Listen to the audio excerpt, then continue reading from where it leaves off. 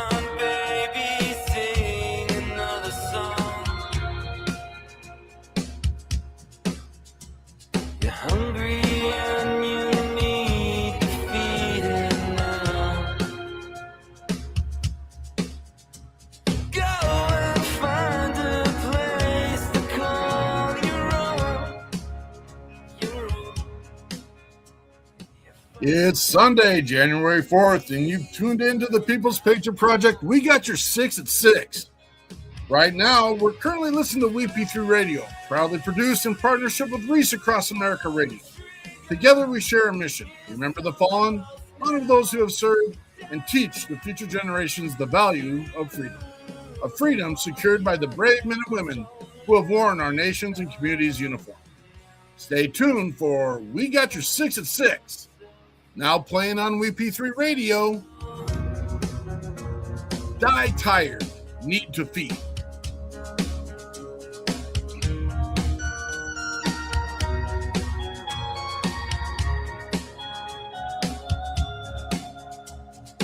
Torn up jeans and faded plain white tee. You're hungry and you need to feed it now.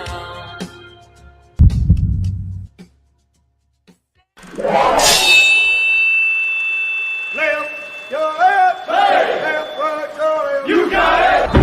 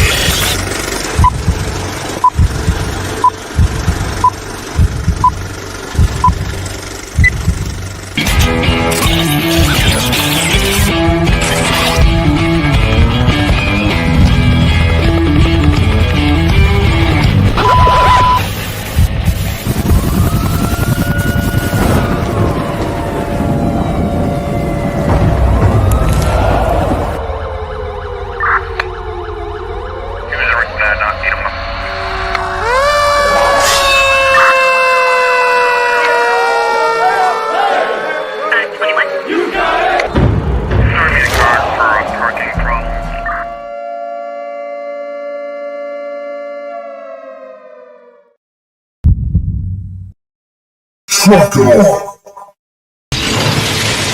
Doctors, roll out.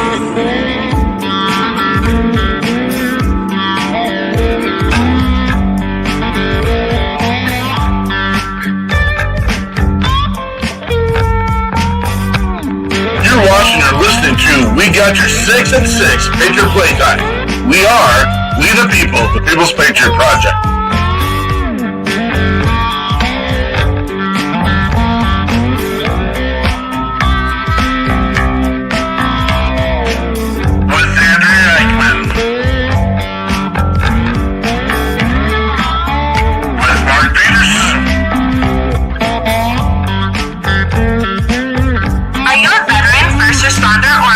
Looking for a place to put your skill set, your thoughts, and ideas, or want to help continue the mission? You have come to the right place. We are the People's Patriot Project, and we are the shock and awe when it comes to meeting the needs of our veterans and first responders. We are dealing with a new enemy in today's world where the wounds are not always seen. We want you to be a part of this mission in saving lives and making a difference. Welcome to We Got Your 6 at 6 Patriot Playtime. Here's the WP3 team bringing you today's best heroes hits in the boots on the ground organizations that are saving lives. And as always, Patriot Pride.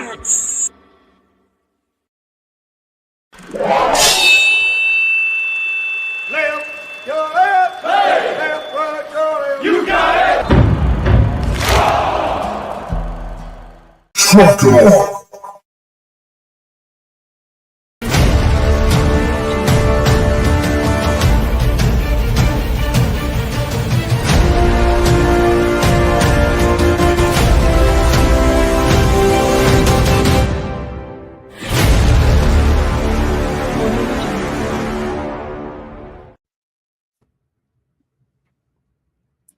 Good evening. It's Andrea Eichmann here with the People's Patriot Project, and I'm here tonight with Mark and Frank, and we're here to bring you our weekly show called We Got Your Six at Six. Every week we have a guest, and we bring music as well, and then we share all the good and sometimes not so good things that are happening in our world. This week, we're going to host some amazing discussions with our guests, Janelle MacAulay with Command Your Mindset, and Nathan, Dom, and Timothy with their band Resilient to share some music and some stories. I'd like to thank our sponsors real quick, starting out with Catch-22 and Derek Iozio, the Godfather. He's also part of our team here at the People's Patriot Project, and he is a peer support specialist. You can catch his groups online. Check him out at his website or on social media. Thank you so much, Derek, for being in our corner. And it comes with the daughter as well, who's part of our team, Lauren, and Lauren's part of that peer support as well. Then we have Operation Texas Strong down there in Texas. Imagine that. They help supply RVs to homeless vets. They take in donated RVs. And you guys, some of these have been super amazing RVs, like almost brand new. And they take those and they put homeless veterans in those RVs. They have a campground. They have a campground store, just a whole bunch of support if you are looking for a place to call home. To all of our sponsors, our guests, and our listeners, thank you for being here. And before we dive into this week's show, we'd like you to take a moment to join us for this special version of the Star Spangled Banner with Dave Bray, USA.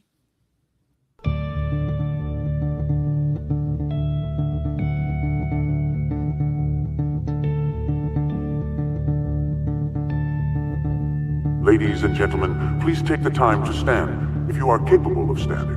Out of honor and respect, please remove your covers and prepare yourself how you need to show your greatest gratitude for the amazing freedoms and liberties we have achieved under one of the most powerful symbols in the world. Please cast your attention as we respect our old glory.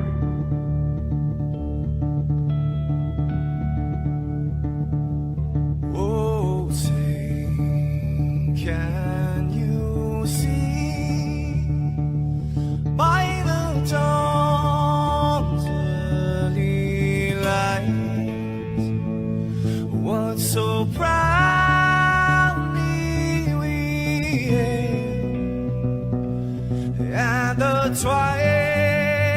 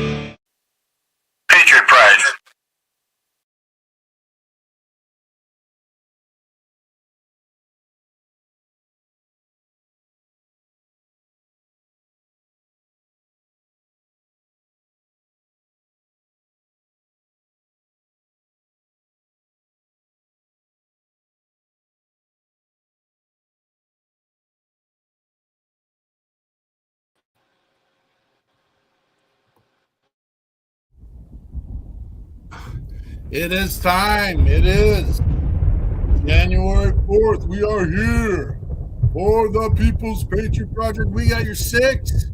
I just got three things to say. God bless our troops. God bless America.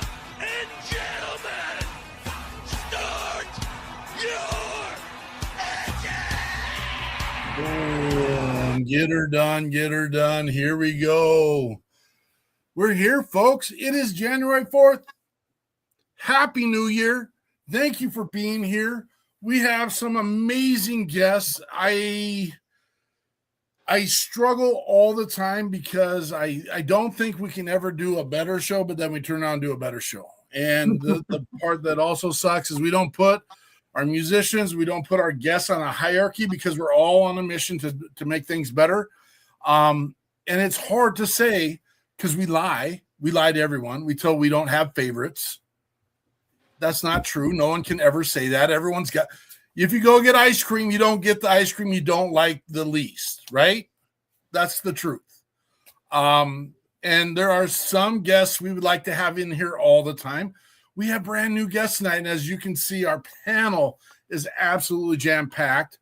We have the Resilient here. That's the middle tier people. If you're podcast land and world, you won't get to see the Brady Bunch square game here, but we've got three of the members from the Resilient, and then we have the amazing Dr. Janelle MacAulay in the space. And something's happening here. We lost one of the band members, and that's okay. We'll get him back. We'll get him back. Shannon Book in the house. If you haven't heard Shannon Book and his music, he's a beast down there in the big state of Texas, deep in the heart of Texas. Shannon, you ghosted me on my text, brother. I'm going to put you out there. We want to get you back on here on the show, man. Let's go, brah. Get her done. Dude, we're going to figure out a day tomorrow, just so you know. Got it. Is that what you've had that conversation? All right. Fair enough. Thank you. He only talks to the pretty ladies. That's the way it works. Yeah. That's me. It's just Mark. We'll skip it. Hey, when we talk to our board, we tell them all the time, we are a working organization. We are here, boots on the ground, time to work. I get it, brother. I get it. We're going to put everyone watching the show or listening to the podcast tonight to work.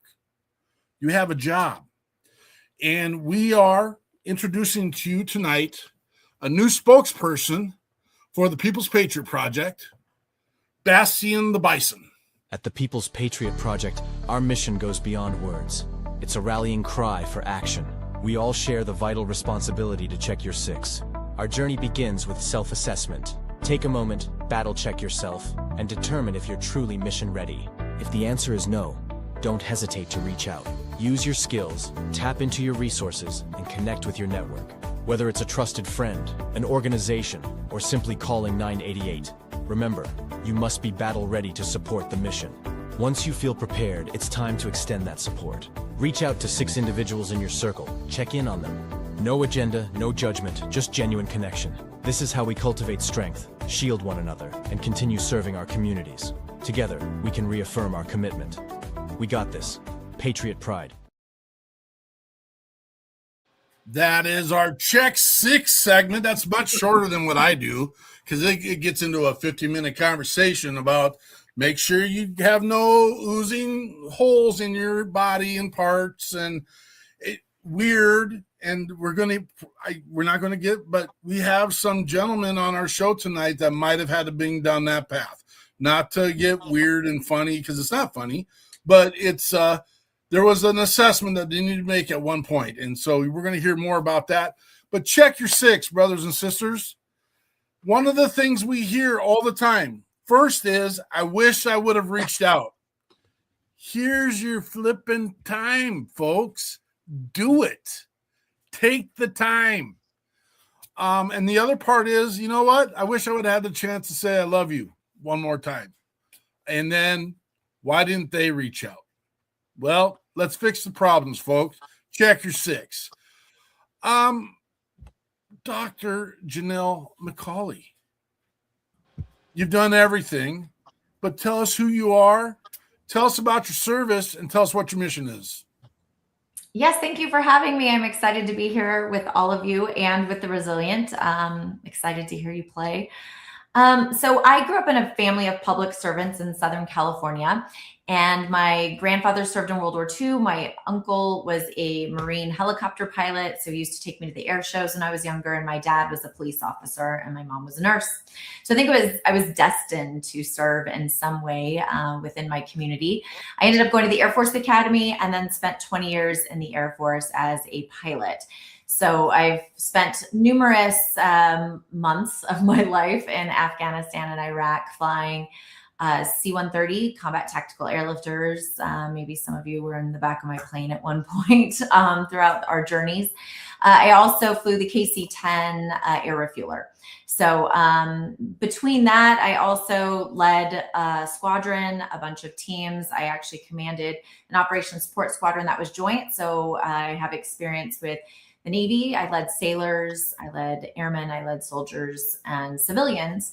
And throughout my experience, I always was a high performer, but I struggled in thriving. I kind of felt like most of my career I was surviving. And I'm sure some of you on this panel today can probably relate to that in your military career. And so when the Air Force sent me back to school, they sent me to get my PhD. I had the opportunity to kind of reflect on my experience to that point. And I realized and started studying how we can do hard things and thrive as military members and in general as just human beings. So I started studying the human weapon system and realized that we can actually deliberately and proactively train our minds and prepare ourselves for high stress and rugged environments. And that was something that was completely foreign to me in most of my military career. So since retiring from the Air Force, I have dedicated my mission is to help others, and I know I can go into that in a little bit. But that's brought me to where I'm at today, speaking. I've got 2 great kids and a military spouse husband who did 22 years in the Air Force as well. And I'm just excited to be here sharing a little bit of my story with your listeners. Thank you for being here, Doctor. The Resilient, the crew, the band. You guys tell us, man. You figure you got to go not it, and you guys tell us what's going down. Well, man, I can't tell you how happy we are to be here, and just how appreciative we are that you guys reached out and gave us this opportunity. We are the 3. You got Nathan over here and Dom over there, and we're the 3 veterans in our band. And the other 2 members are Nathan's younger brother and a gentleman named Greg, who was he was a volunteer with a nonprofit at Walter Reed when we were residents. So we were all injured in Afghanistan.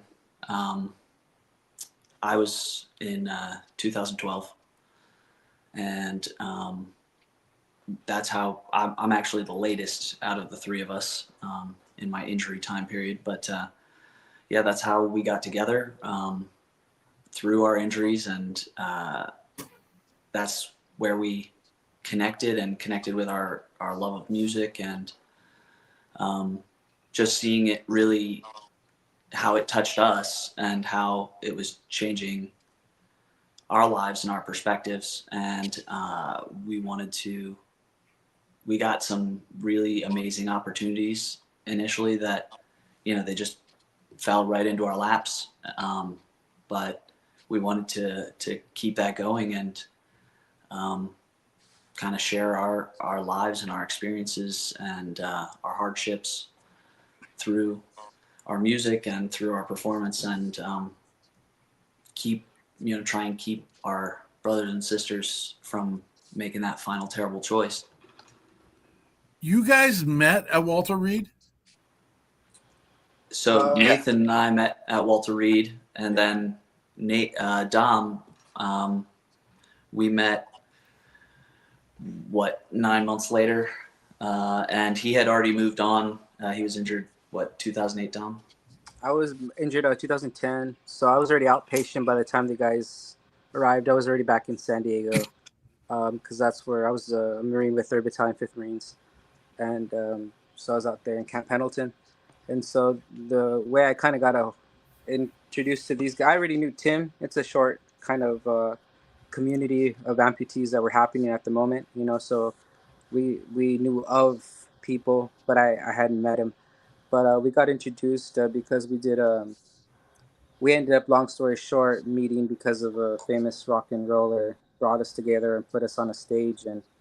And like Tim said, we had a couple of opportunities with him and loved it so much that we ended up, you know, doing this and continuing the journey. You going to let us know who your famous rock and roller was? Oh, I don't know if we were at that point or not, but yeah, it was Roger Waters of Pink Floyd. I met him in 2011, and I met him at a benefit concert. Not benefit. It was just a benefit charity like a event. Yeah.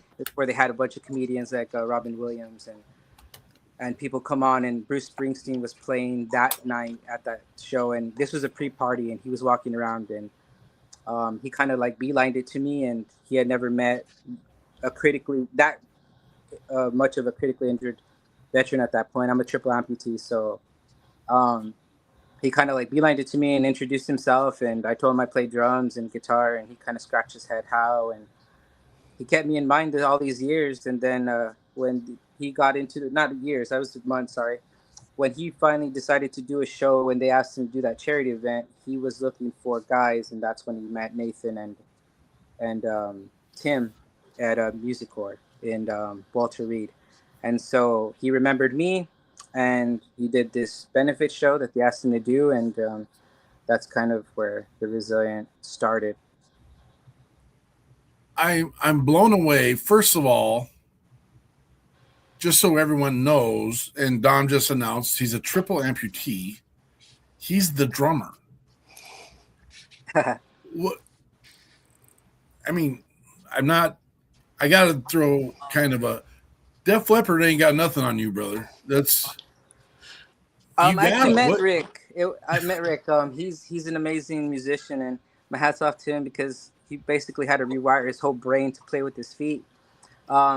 I'm fortunate enough to play the drums exactly how a normal person would. I just had to get a little more creative as far as like, I turned my walking stick for, you know, my right arm into a drumstick, and it went through multiple variations of me breaking it and trial and error. And I have a really good team, Peter Harsh Prosthetics, and my team at HOC, and they just kind of listened and made all my wildest drawings come to reality. And I actually have my pedals that I designed way back in like probably 2011 as well, and they're now patented, and they're registered with the U.S. government. And that's kind of my thing now, is just finding drummers to use that patent on, and that are amputees and don't have the means to get back or think they can. And so that's another journey, but that's kind of where, you know, that all started and landed.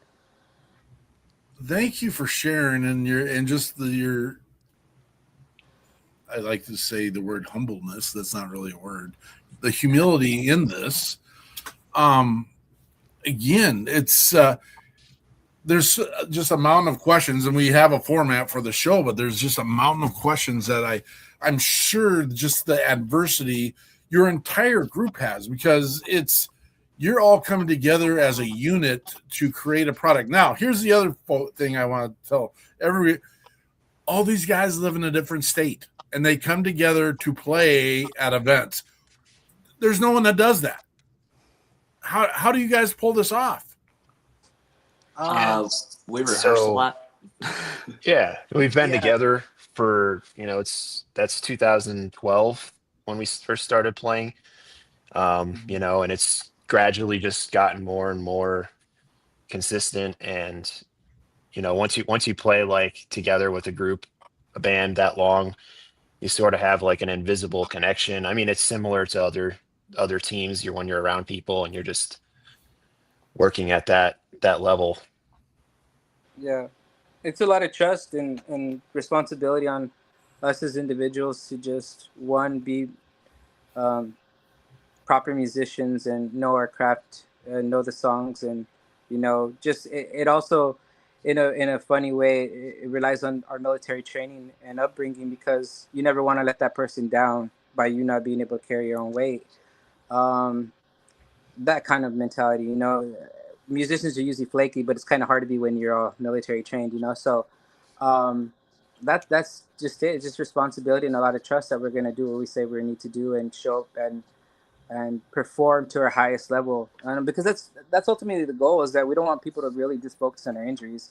Obviously, you see me in a chair, I'm missing some limbs, and I'm a lot shorter than I was, so it's hard to not see that visual. But at the end of the day, I want you. I get the most thrill out of a person who came late to the show, already sees me on the drums, has no idea, because who really pays attention to the drummer? And I'm going wild back there, and they're like, I jump off my set, and I'm in a wheelchair, and they're like, whoa, I had no clue that you were missing parts, and that's the better enjoyment for me, is just being a good musician, period. Giving a person, just like any other entertainer, that break from life that they need from their reality and their heart set or hardship that they're going through, So that's my job as an entertainer. And it's twofold, because at the end of the day, when they figure out our message and what we're going through, it's the resilient. Everyone can be resilient. Everyone has that ability in themselves, So it's an all-around great reward for me to just be on the stage with my brothers and playing. Amazing. Well, I thought I had it tough being a toothless saxophone player, but my God, you guys got it. But that'd be kind of hard too. I know. Yeah. Well, these ain't mine. Nathan, service branch. Yeah, so I'm the lone Army guy, surrounded by these Marines all the time. Ooh. We with you, brother. They're outnumbered tonight. So don't let them. There's three Army on the It's okay. screen tonight. It's in our title, The Few, the Proud. We're okay. Well, we got 3 of you guys' songs loaded up. We got Classified, Fall in Line, and Just Fine. Which one you want to run with? I mean, all of them are great. I enjoy playing all of them. I think Classified is a pretty cool one that I like Tim's lyrics in, and it means something to me. It means something in this day and age, so it's relevant. It's one of those songs that I feel is relevant without getting into politics or anything. Just the words speak to me. Well, I didn't even have to coach you into doing the lead in for it. You gave it to us. I appreciate it. This is the Resilient, Classified.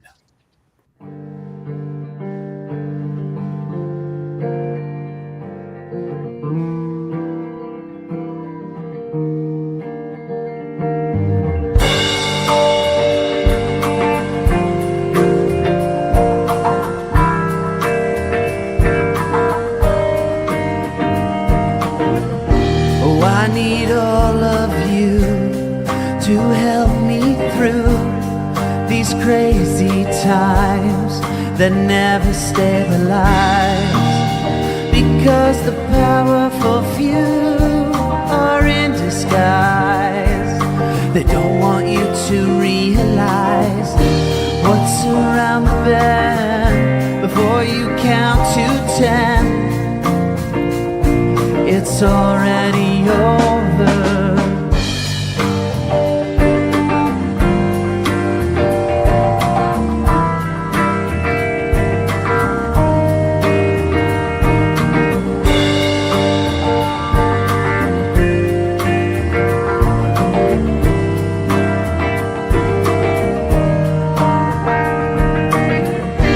Why don't you want to know what is true? And can you see all the triviality in the things that we do, invisibly, so constantly, but it's still red that we all bleed. History's here again, so try to make a friend before it's all over. You're not supposed to know. No, you're not supposed to know. You're not supposed to know. No, you're supposed to know anything.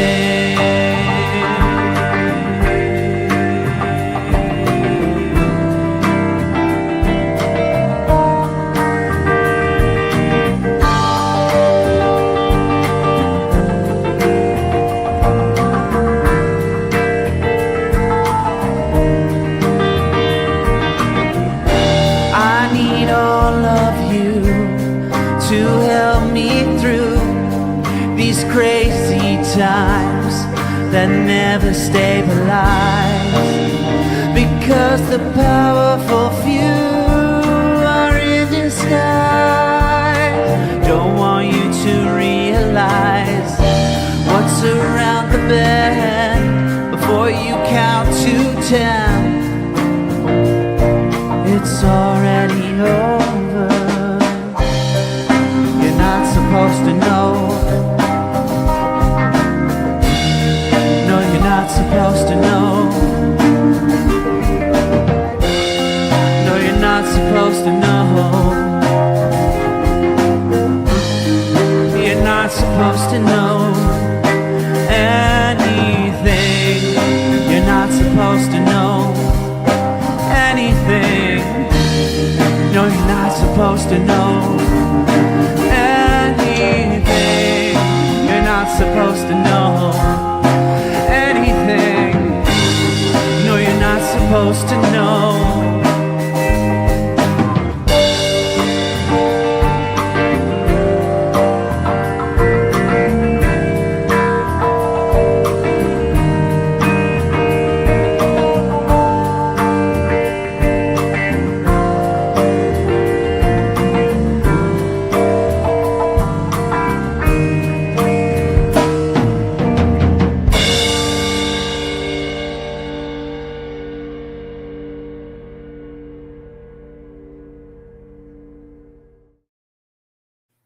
That is The Resilient Classified.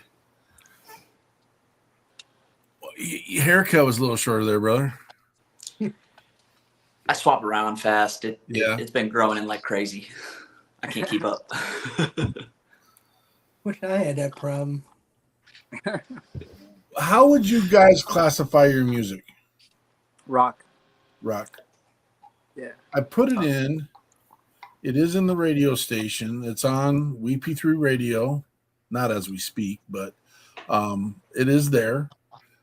So people, if you get a chance, go check out WeP3 Radio, and you will hear and see the amazing, the Resilient. And they're there to be running all the time now, folks. So that is the tough part. You can also... Do you guys have a Spotify channel? I did not find that one right offhand. We do. If you go to our main website, you could, I believe, access it through there. Okay. But we do. We will get that link up there and put it out there so the rest of the world gets to see it. Frank, what do you got for the news, brother? I got all kinds of news today. I was going to swap some stuff around after the things that were happening in Venezuela, but I decided that probably wasn't worth the steam right now, since we don't know what's happening beyond what's already happened. The first story we have, we're still working on the ceasefire between Russia and the Ukraine, and President Zelensky came out and talked to President Trump, and they agreed on a bunch of different things, and we found out that President Zelensky is even offering to establish a demilitarized zone in the Ukraine, in their industrial portion of their country. And this is really important to them because they can't afford to release this to Russia. That's a huge loss for them. So they're trying to figure out how to keep that portion of Ukraine under their control. And the other part of the discussions was President Trump offered a 15-year security promise to Ukraine once the war comes to an end. And Zelensky wanted 50 years, but honestly, 15 years from now, I doubt they'll still have the same leader in Russia. So his fears may not come to fruition even at the 15-year level. So they're still working on that, and we'll keep everybody updated as things happen.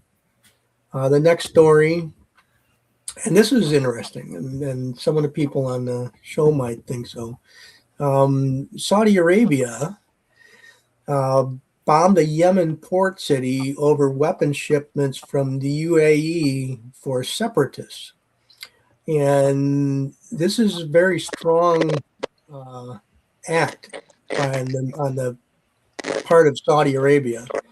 And it also shows that there's other countries in the Middle East that are not willing to accept these actions by separatists and terrorists anymore. So they stepped out and they bombed a port. And in the picture in the news section, you can see the military vehicles that were being offloaded from the ship. And none of those exist anymore. So they did a pretty good job. Next story. In California, believe it or not, they're having problems with immigrant truckers.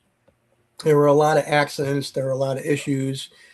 The biggest part, you got these people driving these huge semi trucks, and some of them didn't even have the insurance that was required to drive them, and how they got the licenses. And they gave them commercial licenses just on the fact that they had driven trucks in other countries before. And it's just not the same in the States. There's a lot of other requirements that have to go into place.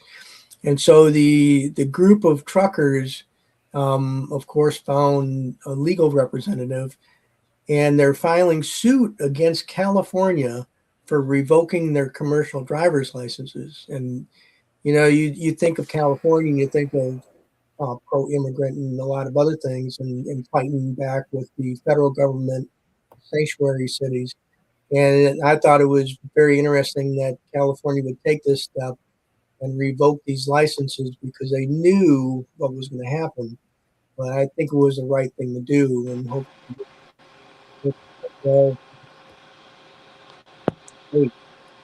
really extended beyond the date that the drivers are legally in the country. The next thing is I can't believe this happened. And this one, having been married to two Hispanic women, not at the same time, my first and second wife, there's a lot of cultural buy-in with things like meals. And one of the biggest things that I found in Mexico was this bread that they serve all the time. And so they had a British chef or a baker, and he decided he was going to come out on social media and criticize the Mexican bread as being ugly. Wow. Bad idea. He caught more heck from that than anything he's ever said or written in his entire life. And it just went back and forth. I mean, it was never ending. And there was people saying what an ugly person he was, and how dare you say bad things about this famous and important delicacy from Mexico. And he finally ended up apologizing, but when he apologized, he said, well, it isn't the ugliest bread I've ever seen. So, yeah, not very smart. But that was my one, can't believe this happened. And that's the news for today, brother. Thank you for sharing, Frank. I like ugly bread. I mean, that bread. Pretty bread is like what you call white bread. I mean, like the stuff you get from the grocery store. You got to get the bumpy, the nutty, all the stuff on it. You got to have little crusty pieces on it. That's the good bread, right? I like all bread. Yeah.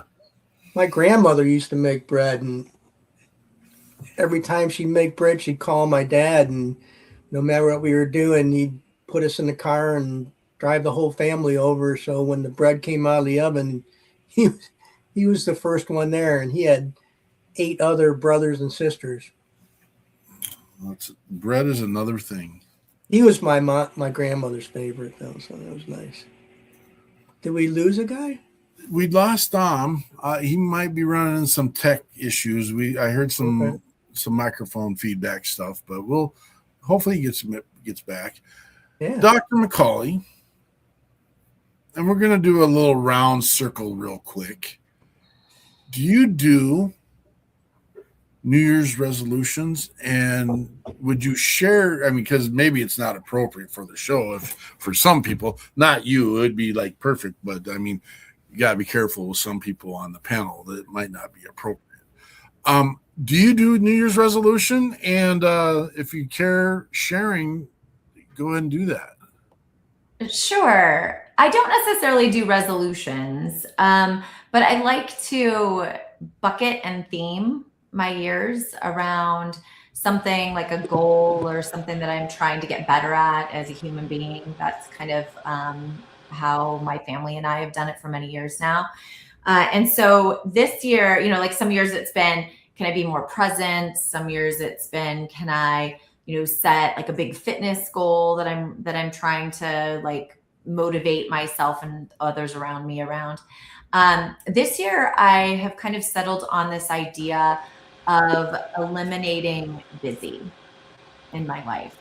And I think just being more deliberate with my time and my energy is what I want to focus on, because a lot of times, you know, we tend to, if someone asks, how are you doing? The first thing out of your mouth usually is busy. And I like, what does that actually mean? Right. And I've used that phrase a lot. I hear a lot of people say it. And so I would like to eliminate busy from my life and replace it with more meaningful interactions. So that's kind of my theme for this year, 2026. Miss Eichmann, you got a resolution? It's pretty much the same all day, every day, just to do better than I did yesterday. These are pretty open. Sometimes that's like, don't eat that cracker, right? Yeah. Yeah, never mind. I'll leave that one alone. Timothy, resolution. Yeah, so I mean, personally, I love giving myself goals, and you know, whether that's, you know, a challenge or a new skill or but I kind of broke it up into, you know, things, a couple of things I want to learn, and things where it's more like a couple things where it's like daily stuff you want to build in. But so journaling is one thing that just a consistent kind of putting down of my, I mean, I write a lot, but in terms of what happened today, or, you know, what's going on in my head, or how am I feeling, it more comes out in, you know, little bits for, you know, the songs or, you know, chunks of poetry or different stuff like that, where it's not really just your thoughts written out, which I've found to be surprisingly helpful, because, you know, a little reread occasionally, going back and looking at where you were. It was something I wanted to be doing consistently last year, and it was very spotty. And so that's one thing that for me, I just really want to kind of just make it a normal daily thing. Dom, I'm throwing you under the bus a little bit here. Do you do a New Year's resolution, and do you mind sharing it if you do? Nah, I don't do New Year's resolutions because I think that's just for me, and this is just me speaking, it's a weak point of my mindset. Like I've noticed if I wait for an opportunity to do something without just doing it today, even if it's not perfect, there will be no resolution to the resolution, you know, no solution to it. So I really don't do that. I just try to put one foot forward in front of the other, because there's no time like the present. I love it. Nathan, resolution, if you want to share it. Sort of a hybrid of Dom and Janelle, maybe. I've used to do resolutions, and this year I just didn't put a ton of thought into it. But I guess I'm trying to bring back some of the things that I've lost joy in over the years. Because I thought that those things are like not productive or uncool or something, but that, I feel like I've been fighting myself for the longest time to change those things that I enjoy. And so this year I'm just trying to get back to some of the things that, like that childhood sort of fun, I guess. Frank, resolution, share it if you want. Well, I got kind of behind in my writing, so my resolution for this year is to publish 2 books. And that'll catch me up on my timeline. I am kind of with Dom. I'm not a resolution guy. I think, sadly and unfortunately, we create this year piece. And again, this is me speaking. I think there's too many missed opportunities if we put something on the clock and we wait for a time to get it done. You miss opportunities. And so we have lived with the mission with the People's Patriot Project as the version of us tomorrow should be better than the version of us today. And so I kind of adhere to that.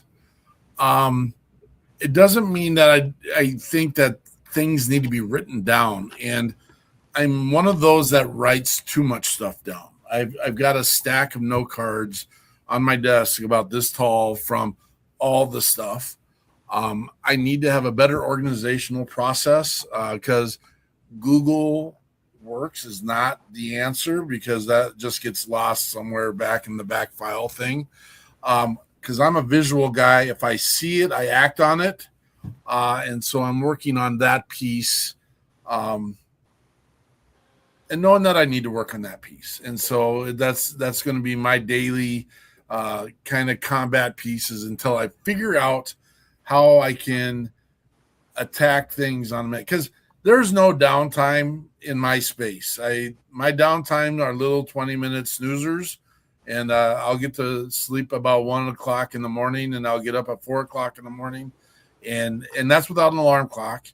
And that, I'm going to tell you, that's frustrating because I can't figure out how to get more sleep because I tried to do that. That's the other side of this.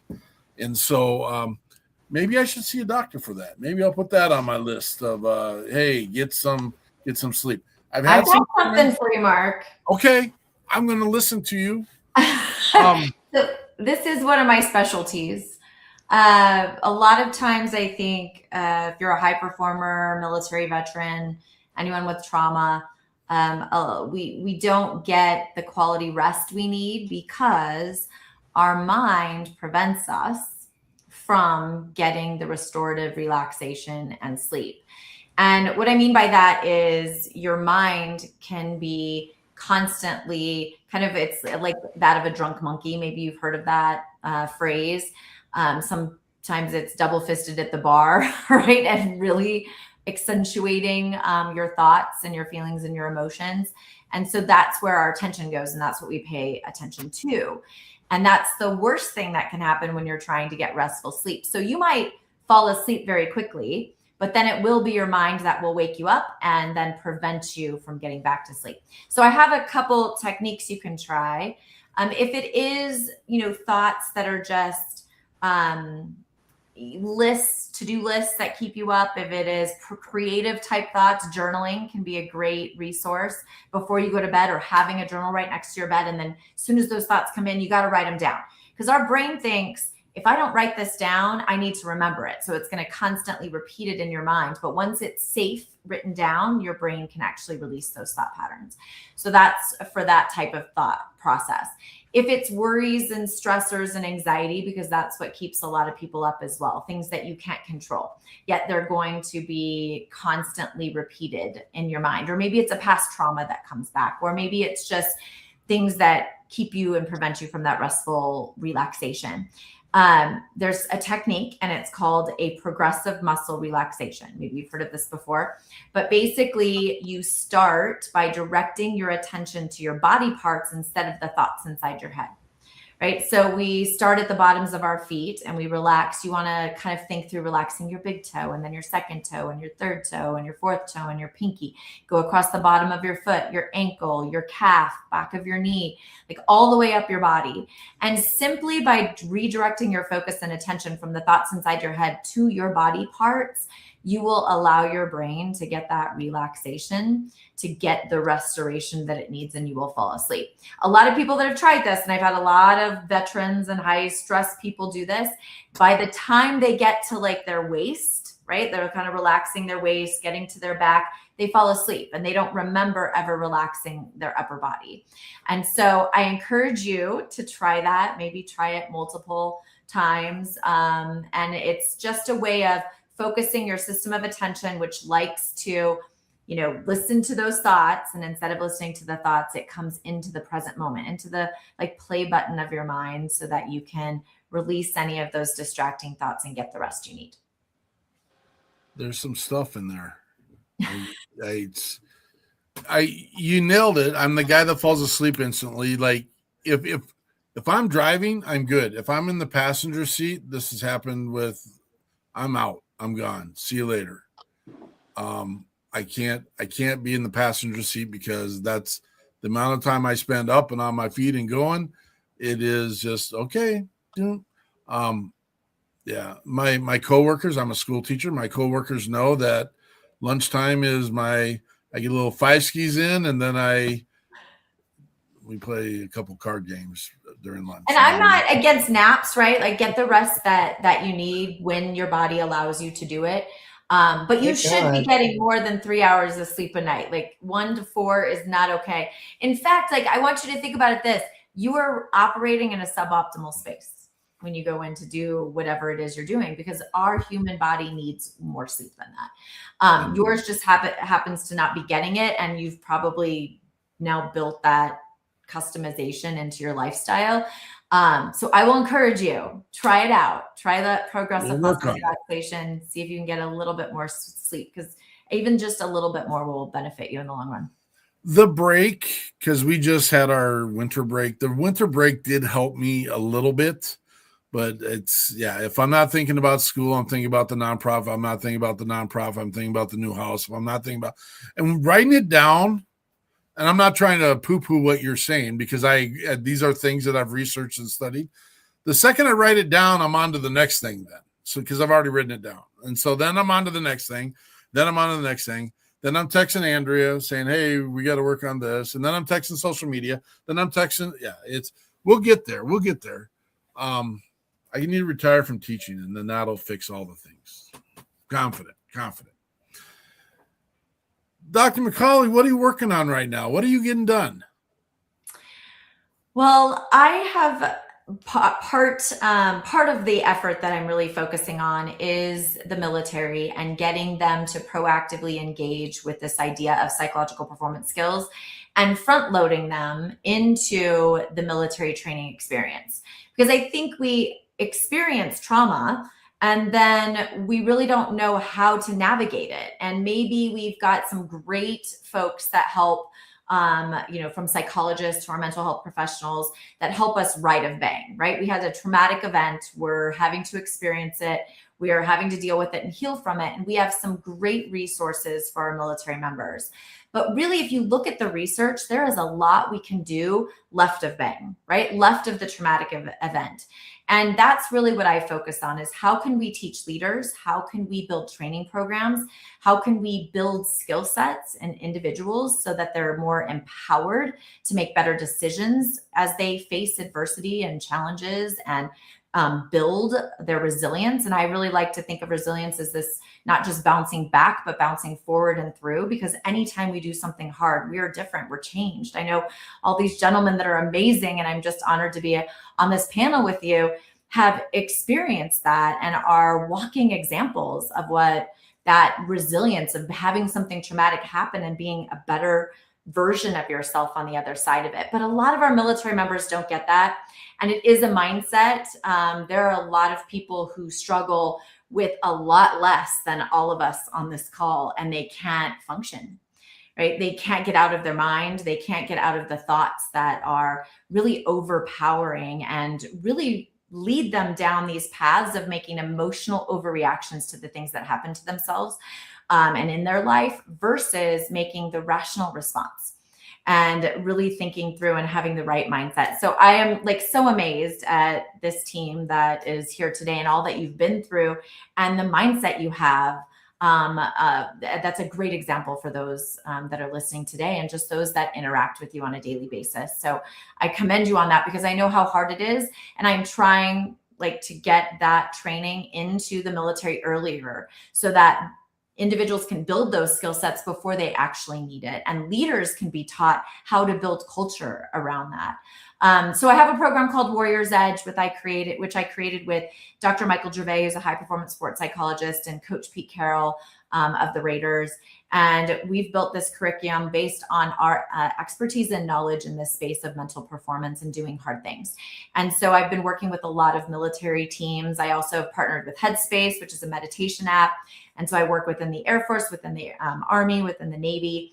And then I also have recently built what's called a mind gym. So it's a mental skills trainer that the military is investing in to have on each military base, where individuals can go in and either do a stress to rest session, where if I'm stressed out, I can go in there before I do something hard, or they can learn a lot of these mental skill sets, these mental performance skills, so that they can be badasses and all the hard things they're asked to do as military members. So that's, and then I do a lot with nonprofits. I know you've had members of Team Red, White, and Blue on this podcast as well. So I'm on there, I chair their advisory board and really work with them to help our veterans in both the space of fitness, physical fitness, and then mental fitness as well. It's obviously a passion of mine. And so thank you for letting me share it. You're well spoken around it. I mean, I think doctors are probably required to be well spoken in the space of expertise. I really want to connect you with Joe Meisch because of the pieces that you do with mine. And he is out of Washington, and he has the temple massager that does all the things, like allows relaxation. Andrea actually, this was before Frank was with me, and I was using the temple massager during a show one night, and literally that was the thing that is like, okay, nighty night, it's gone. But it uses aromatherapy in with it.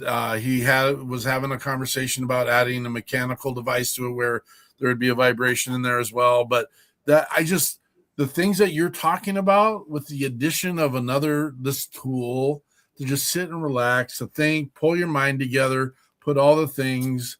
I think that would be a very dynamic relationship, and it's not about selling a product. It's about making a difference. And so that's something that behind the scenes at some point I'd like to at least try and create that introduction. You're in the right crowd that are making the right decisions.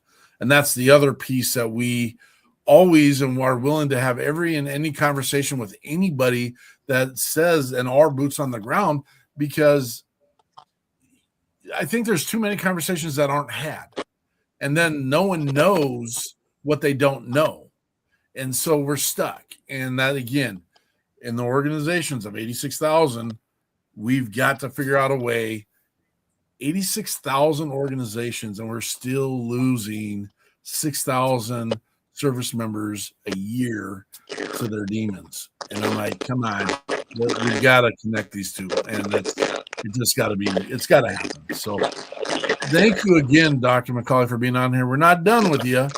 I know we've hit our 1 hour mark. And I know our documentation says we're 1 hour-ish, or 2 times 2. If there's a hard out where anyone needs to leave, we're good. graciously thankful for the things that you've provided and are here. So just give us a little note in the private chat, and we'll make things work the way they need to work. So, the Resilient. What do you guys? How many? I don't like to use the word concerts. When I hear concerts, I'm thinking about like sixth graders with recorders, and that's not you guys. How many events do you guys play a year? Honestly, well, as many as we can, but it's been getting to be more every year. I want to say this last year we did probably about 25 or something like that. Yeah, something like that. I saw something really cool in November that you just did. Yeah. Yep. We've been getting all kinds of crazy cool opportunities, but that was about 3 weeks beforehand. We got asked to play the halftime show for the 49ers game with the Rams out in. Yep. It was wild. But what was that, Nathan? November 9th? That was their. Yeah, it was like 2 days before Veterans Day. Yeah. Yeah. Yep. And it was for the NFL does their salute to service games, and yeah, we got asked to do it this year. That's super cool. Outstanding, and that's a great way to get the exposure of roughly 60,000 people that get to hear you, and then roughly 3% of that should be service oriented in some shape or form with the numbers. But and again, when we're playing our musicians, and sorry, we're going to label you guys as our musicians now. I hope that doesn't offend you. No. There's some people that come out of and they're not yours. They're not yours. I get it. That we have a relationship. It's a loose one, but I want to build it and do more. I had my moment. My gone. It's see you later. How many events can you guys or do you guys want to do a year? I think probably as many as like logistically are feasible. So, one factor that comes into play with us sort of being all spread apart, it's expensive to travel and to stay places. So when we ideally we'll get some, we like call them an anchor date. So like a lot of times it'll be another nonprofit organization or a corporation or just a larger entity, somebody that has some money to pay for the initial expenses, and then once we get to that area we can reach out, or a lot of times people have already reached out to us that don't have the funds to bring us out, and then we can put together a little mini tour. So we've done that a handful of times now in the last couple of years, done little mini tours. We have a relationship with the VA. We've done a couple of these little mini tours.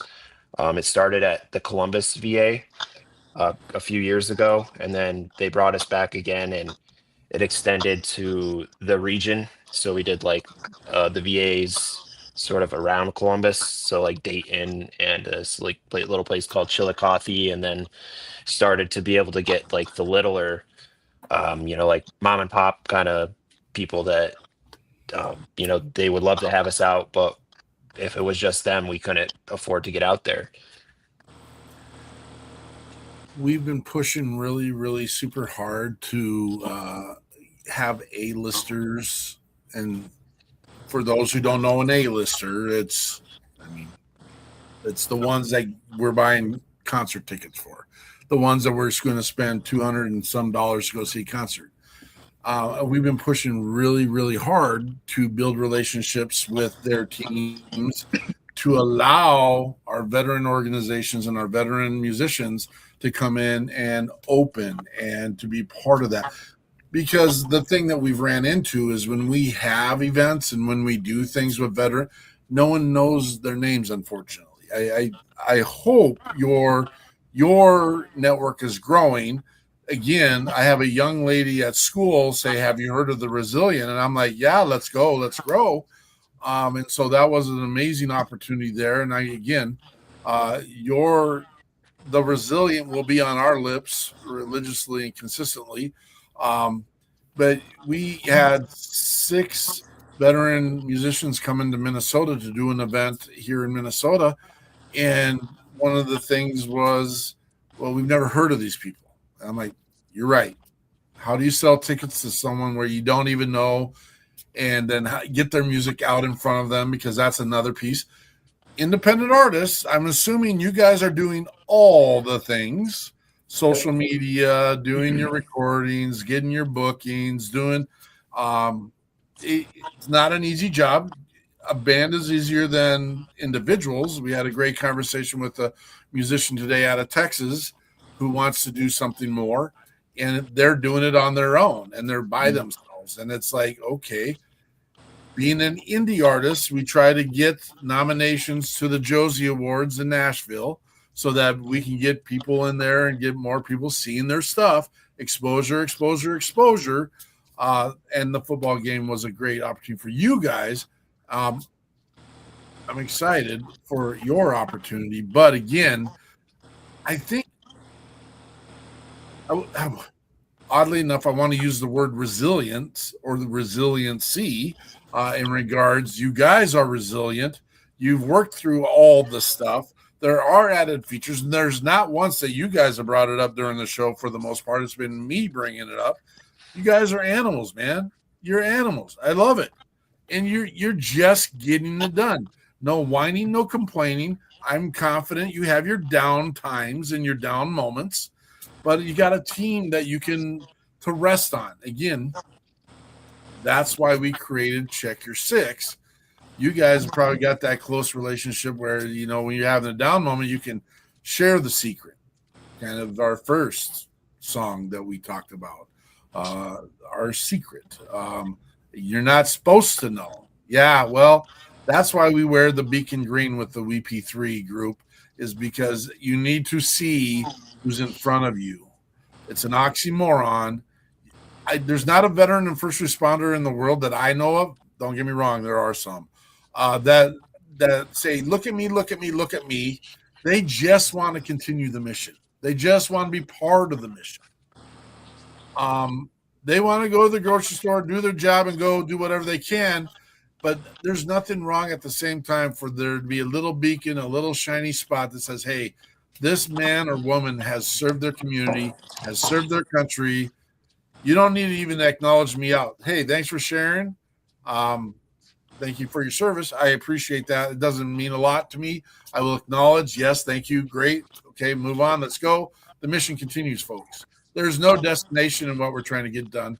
And that's the message I'm hearing, A, from Dr. MacAulay, and B, from the band, The Resilient. I love it. And I'm paraphrasing, and I apologize, but now I want to be aggressive and stand on a box and say, hear the message, folks. Well, brother, that's part of you know, how we ended up where we are. We all got a very you know, just unexpected. I mean, it's sort of expected, but it's still unexpected. You know, wake up call, and sort of, it's like you can't do your job anymore. You can't complete the mission, you know, the way you intended. You've gotten dropped out of your unit. You can't go back to your boys and help them out. And so what do you do next? And what are you now that you can't be, you know, an infantry marine, or, you know, an infantryman in the Army, or whatever job you have that suddenly gets taken away? And it's such a big part of the identity that, you know, suddenly you're cut a little adrift. And honestly, I've heard that exact same series of emotions and feelings from guys and girls just getting out of the military and going back to civilian life. they had to toss us on choppers, and they had to, like Dr. MacAulay, fly us home or fly us out. And, they had to bear all that weight, carry all that guilt of being okay, through everything. And people look at them and physically they're fit. And so it's all right, you're good. But like Dr. MacAulay was saying, they're not taught how to unpack that stuff. All of the, your buddy gets blown up right in front of you. They tourniquet you, patch you, toss you on a chopper as soon as they can. Don't know if you're going to live or die. They got to operate the rest of that day. They got to operate the rest of that week. They got to keep going. And so they got to take all that stuff and they got to just pack it away and keep it away until the mission's over. But then coming back, you're not told how to unpack that or how to reconnect with all those emotions that you divorced yourself from so completely just to be able to do your job, to be able to complete your mission. The service members keep their stuff in a duffel bag and it just gets put in the closet, and that's where it stays. I got to bust out a format here a little bit. Dr. MacAulay gave me, and I don't know how long ago, it was 8 minutes ago. She's got a heart out, and that's fine. We want to give you a chance to say, okay, what's the next big thing for Dr. MacAulay and your final thoughts if you want to share that. And we just appreciate the time you've given us tonight. Oh, well, absolutely. Mark and Andrea, thank you for the invite. And Frank, it was nice to meet you as well. The Resilient, I'm going to now be one of your biggest fans. So Thank you. I'll share it as much as I can for people to reach out and listen to you. Not just for your music, but for your stories. Timothy, thank you for that. My closing thought, I could say so much because you were unpacking a lot of the work that I do and why it's so important, because we don't teach military members from day one how to create their identity outside of their service, outside of the uniform they wear every day. And I know how hard that is. I mean, I wore a flight suit for 20 years and identified as a pilot. And then I actually, for my issues, and this is not anywhere compared to what you have, but I can't fly anymore because I have some blindness in my right eye. And that was what I was trained to do. And that was what I thought I would do. I'm lucky to have a lot of other great gifts and skill sets, just as you do, to make something of myself, despite not being able to do what my military career trained me to do. And I think that's where a lot of military members, first responders deal with it too. When they retire, when they separate, when they can't do that job anymore, who am I now? And so a lot of my training program is about helping people to understand who they are, not just what they do. They're a human being, not a human doing, is what we teach in our course. And so what is underneath that human being, and what it gives you purpose, what gives you life, what gives you energy, what gives you, right, like this meaning. We always say, what is your personal philosophy, without having to describe your job, right? Who are you underneath it? And so thank you for sharing that, because that is what contributes. That's one of 16 different ways I think you can train your mind. But those are the skill sets we're not training our military members on, whether they are the person experiencing trauma and injury, or just experiencing trauma and having survivor's guilt and moral injury. Like that's significant as well. And I do truly believe that if we invest in our minds left of bang, we will come up with some solutions for all of our first responders and military members. And so my next step is I am trying to get some legislation passed in Congress so that we can start mandating some of this training, because it's really just if a commander feels that the investment is worthwhile, they will make the investment, but there's no systemic training in psychological performance. There's no systemic investment in any of the military services on focusing on building a warrior mindset so that we can be more resilient when we experience psychological and emotional trauma in combat zones. So that is my effort for this year. I really want to try to get some of that legislation passed. And then I also have a book coming out called Breathless. So we are about to start pre-sales in the new year. So look out for that. But it's about my experience working a mission in Syria, and how that changed me and how the mental skills helped me come up with an innovative solution to a really hard problem in a really complex part of the world. So thank you again for letting me share. I'm a better person for having been part of this call and to get to know you and hear your stories. So I really, truly appreciate that. Thank you. And I'm grateful for all of you. Thank you. Thank you, Dr. MacAulay. Thank you for everything you do and for your service. Absolutely. And we'll say goodbye to Dr. MacAulay for the night. I have a feeling we're going to see her again, though. I really do. So we were in the space where we were talking with Resilient. I think this is the first time we've ever done this, but I do think based on the conversations and what has been said tonight, I think our show should just be called Resilient, is what I think it should be called tonight. So we've never done that with like a band name or a guest on the show, but it's we've got to do it. We've got to figure out those pieces, and these guys have figured it out, living through adversity. And again, like, we don't rank our guests I also don't think we need to get in the business of ranking people's traumas, turmoil, and stuff. I know that happens in our world of service member. Oh, you weren't a Navy SEAL, you weren't a Marine, you weren't combat veteran, you were just a cook. We do enough of that, folks. So let's not get on that platform and realize that we all got stuff. And I'm just, again, I'm going to echo Dr. MacAulay's.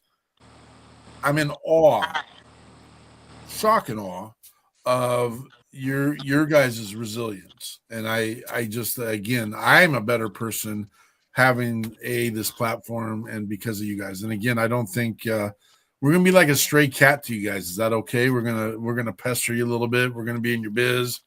I know we have Nathan's contact information. Mm-hmm. Nathan, will you share other contact information through that thread, and we'll stay. And I can also do my my little checks that I like to do.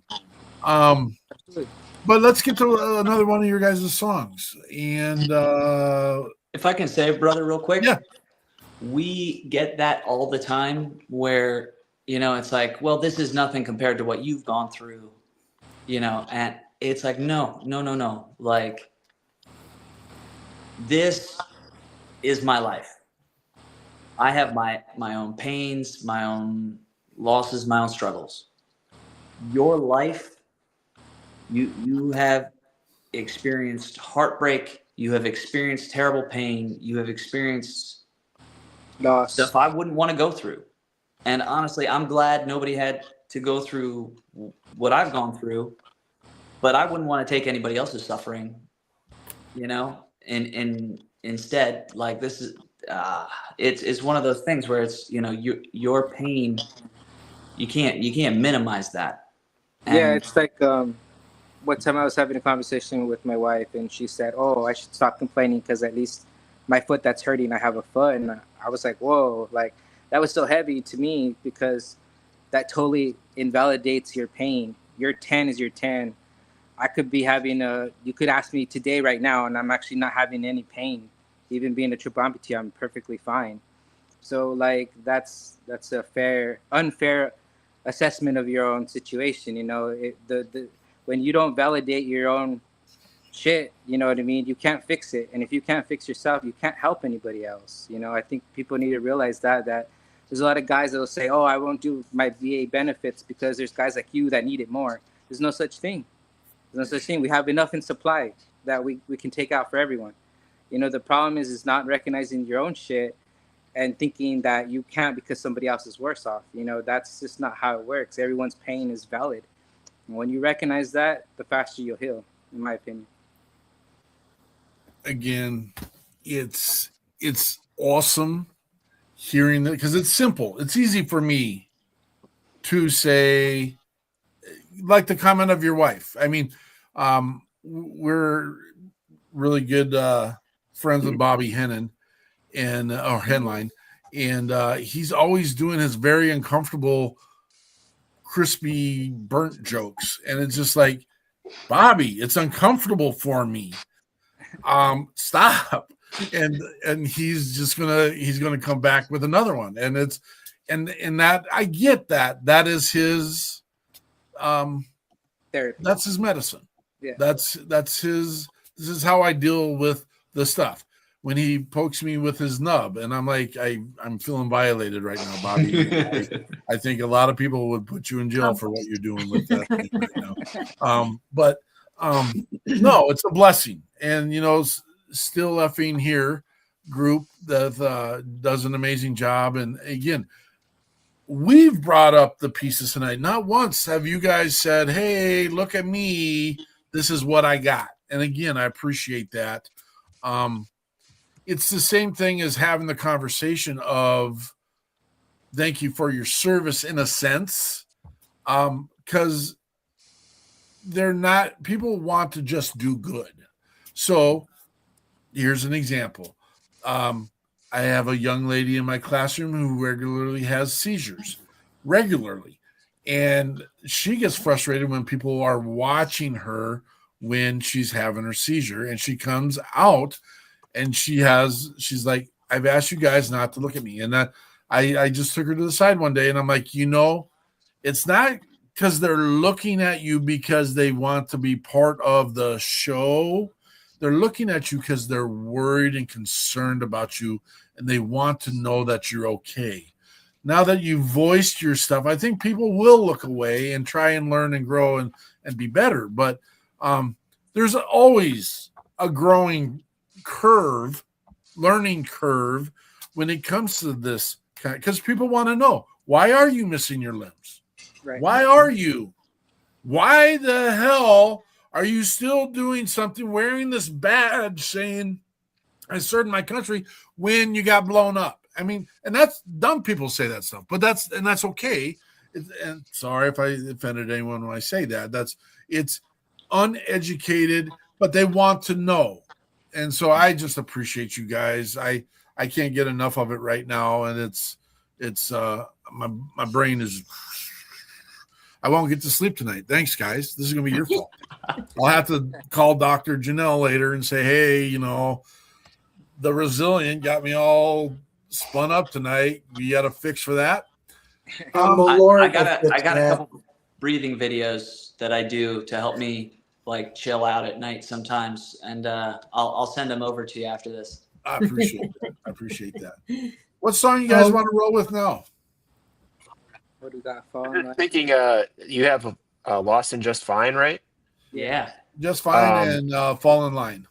So Lost and Just Fine for me, it sort of relates to like what we were saying about like we've arrived maybe, or like I guess I don't want to give off the impression, at least for myself, that like being resilient is an end state. It's always a constant struggle, at least for me, to stay resilient.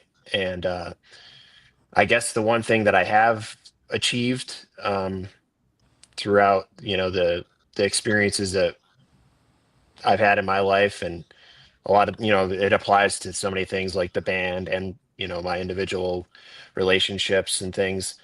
But it's the idea of, kind of, I could use the words, I might be lost, but I know that I'll be just fine kind of idea. So that's kind of what I get out of this. But Tim's the one who wrote the lyrics, so he's the only one that knows the true meaning. Is he on? Does he got it right, Tim? Well, honestly, it's one of those things where,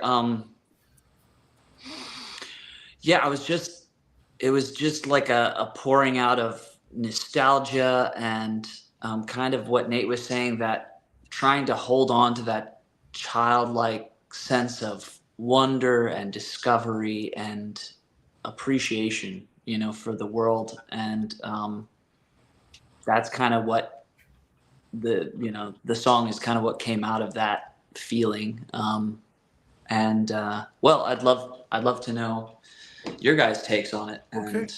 Well, this is a great conversation because we run into this regularly and that's the great tool of music, because the lyricist and the artist has an intent for them, but other people can hear it and get a complete pseudo message that feeds them. And so I love this conversation. Two guys in the same band might not hit right on top of the head, but I appreciate Nathan's point in the fact that this is a work in progress. I don't wake up every day and say, oh, I feel full. And I think people need to remember that. And we're not trying to dig up dirt on you guys and dig up your feelings, but I think our veterans and our first responders, especially who don't get any acknowledgement, need to know that is okay. It's okay. It's a progress. And there are people out there that know. Be careful of saying, I know how you're feeling, because that's not accurate. No one knows how any other person is feeling.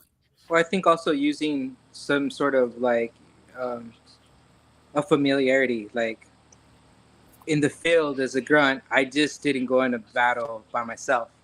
As far as an infantry, we had heavy guns. We didn't just have our medium guns. We had air support sometimes. We had artillery. If we were lucky, we had tanks. None of that should happen in Afghanistan. But I'm just saying, I'm kidding. But like, we have support. You know what I'm saying? So why is it now any different?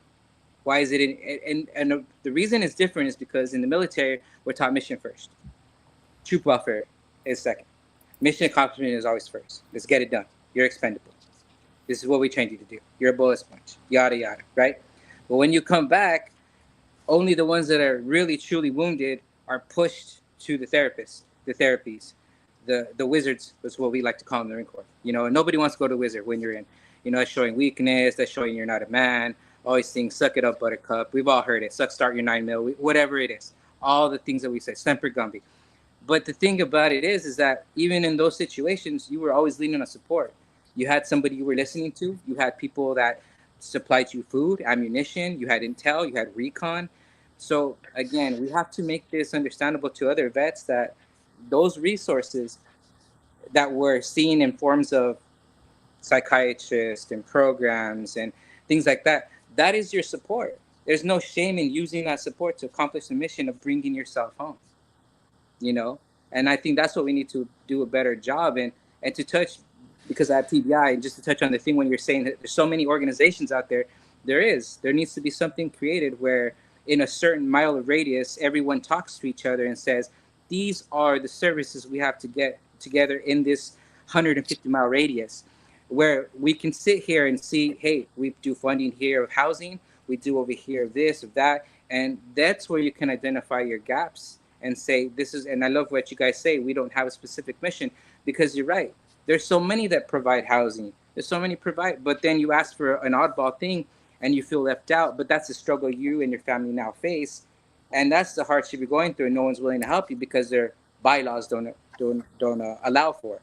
And so I think that's the thing, is that people need to understand is like, we need to talk to each other. That bridge is getting that communication of civilian support is still support, even if it's, even if they weren't there. My first psychiatrist told me, son, when I was basically ignoring him and saying stuff, he said, I don't need to know what you went through, because I have the tools for you to plug in what you went through to get to this part. And that's what really woke me up, because that's what I was holding against these guys. You don't know where I've been through. You don't know what I've gone through. You don't know. You didn't share. But the only closest enemy that I already said it, the closest person is my enemy that can understand me, right? And that's not true. That's just simply not true. But having that guard up and having that stuff and not having the proper tools is stopping us. And for some of us, like you said, turning to alcohol and stuff, well, guess what? The demons can still swim. And then you take that final decision that ends your life because you didn't acknowledge or recognize or didn't know those tools were available to you. You brought up something earlier, and we are our own worst enemies. And the fact that we sit there and we rib each other So we got to have this bravado. I'm the biggest, baddest, and I don't need to go see the wizard, and F you. And you don't want to have that chink in your armor. You don't want anyone to know.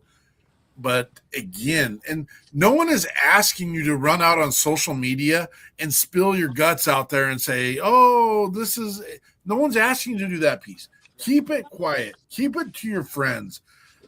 And know who you're talking to, because that's another side of it. And remember, brothers and sisters, when someone is telling you the heavy stuff, don't use that as the ha-ha later. And that does happen.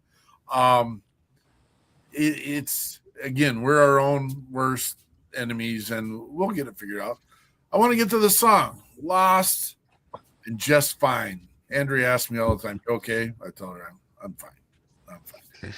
Lost and Just Fine. This is The Resilient.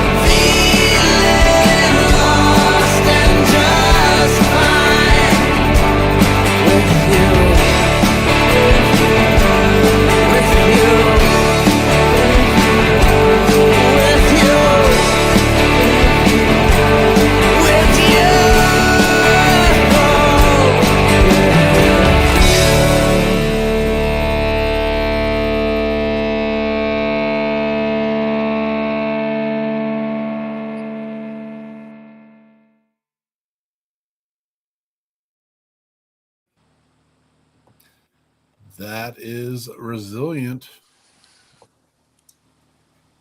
Lost and Just Fine. And we got one of our other musicians out there, Michael Allen. If you get a chance to listen to him, he's calling you guys fire. Boom. Thanks, Michael. We'll check you out, brother. Yeah, he's a beast, man. He's a beast. You guys are a beast. That book's a beast. You guys. I don't know if Tom likes his own song. Do you think he likes his own song? We should probably let them know that we can see them the entire time. I always drum to everything. My wife always you were like, drumming it, dog. You were drumming it. I saw Timothy earlier belting it out as well. He was letting her roll, and he's got to do that. Can't be helped sometimes. We truly do. I mean, I guess I shouldn't speak for everybody, but I'm pretty sure I do enjoy playing. The music. This is, like we said earlier, we touched on this. We're not signed to a record label or anything. I mean, we've had opportunities to, but at the end of the day, we just chose to, steer our own ship, if you will. See from the music aspect to the business aspect, but truly, this album we made was finding something we all put our separate ingredients in and made something tasty out of it versus, playing we have other songs that were made specifically for certain things, and which shows our creativity that we can do songs like that were made for specific reasons, but then that in our album it sounds like us and what we want to play and do. Have you guys had a chance to hear your stuff on the radio? I don't think so. I don't think I've actually heard our stuff on the radio yet. No. May have been once or twice with like college radio type of situation, I think, but not really. Because that's a question I'll ask musicians is what's it like to hear your music when people acknowledge your music, and I gotta let you guys know, you're inspiring me, and not that. I mean, I get inspired a lot. Don't get me wrong. So I don't want to minimize it either. But at the same time, it's like Michael Allen is seeing you. He's hearing you. He's like, "Yeah, this is it. Let's go." You got a little side conversation going on with them, but it makes me, because we've got friends in places. We've built some relationships in towns that are known for music, and it's like, why not? Let's go. Let's grow. Heck yeah. And, yeah. Why not? We love connecting with veteran musicians who are just, kind of on the same journey we are. There aren't that many super severely injured, veteran musicians, but honestly, I don't know about the other guys, but in my personal opinion, from the very start in November of 2012, the first show we did together with Roger and all that, I've always felt like the least qualified person on the stage. Everybody's got their shit together. Everybody they're all great musicians, technically, and the talent, and bless you, and the whole nine. And I've always felt like the least qualified one around, and I'm always chasing to improve, to get better, and that's part of the fun for me. Is these guys are constantly pushing me, and they do all the hard work. They coordinate and make this beautiful musical wave, and I just kind of float on top of that, and just ride it. But that's the aspect of being able to do that together. That is really what makes the big difference for me, because otherwise I feel like I'm just sitting in kind of a pool of my own inadequacy, versus like you're around these people who inspire you, who push you, who motivate you. And when we get together, it's great. It's just sparks. I mean, that's one of the blessings of the kind of the distance is I feel like we're just waiting to get back together and to work and to, and we can work on our own, but you don't get the same kind of inspiration and the same kind of lightning strikes. It doesn't feel the same when you're by yourself. That is what seems to be like.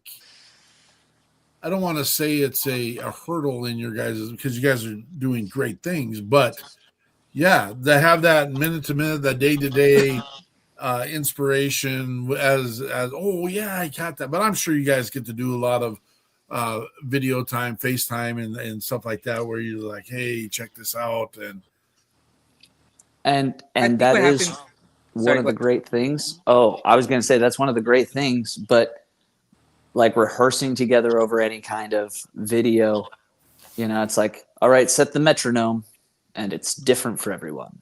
Absolutely. Yeah, absolutely. I just feel like that's kind of it. That's exactly what it is. I feel we have way more albums. We'd have a lot more music written and things done because like when we first started, when we get in the garage, it's be like, okay, well, we got to do our work. Work is, at first we were a cover band and that's what paid the bills, and in a degree it kind of still does that, so we go over our set list and then, our wives, they'd be making food at Tim's house and hey, dinner's ready. And we'd be like, after playing for like 7 hours and rehearsing what we're supposed to do, any break we'd get, you'd catch Eric come back on the bass and then I'd be like, ooh, that's tasty. What's that? Let me go get on the drums. And we start creating. And I mean, we pop out every session that we were together, probably about, 2-3 solid ideas of something that we wanted to do song-wise. And, and then it even got to the point where before we got into the studio, we were already playing these songs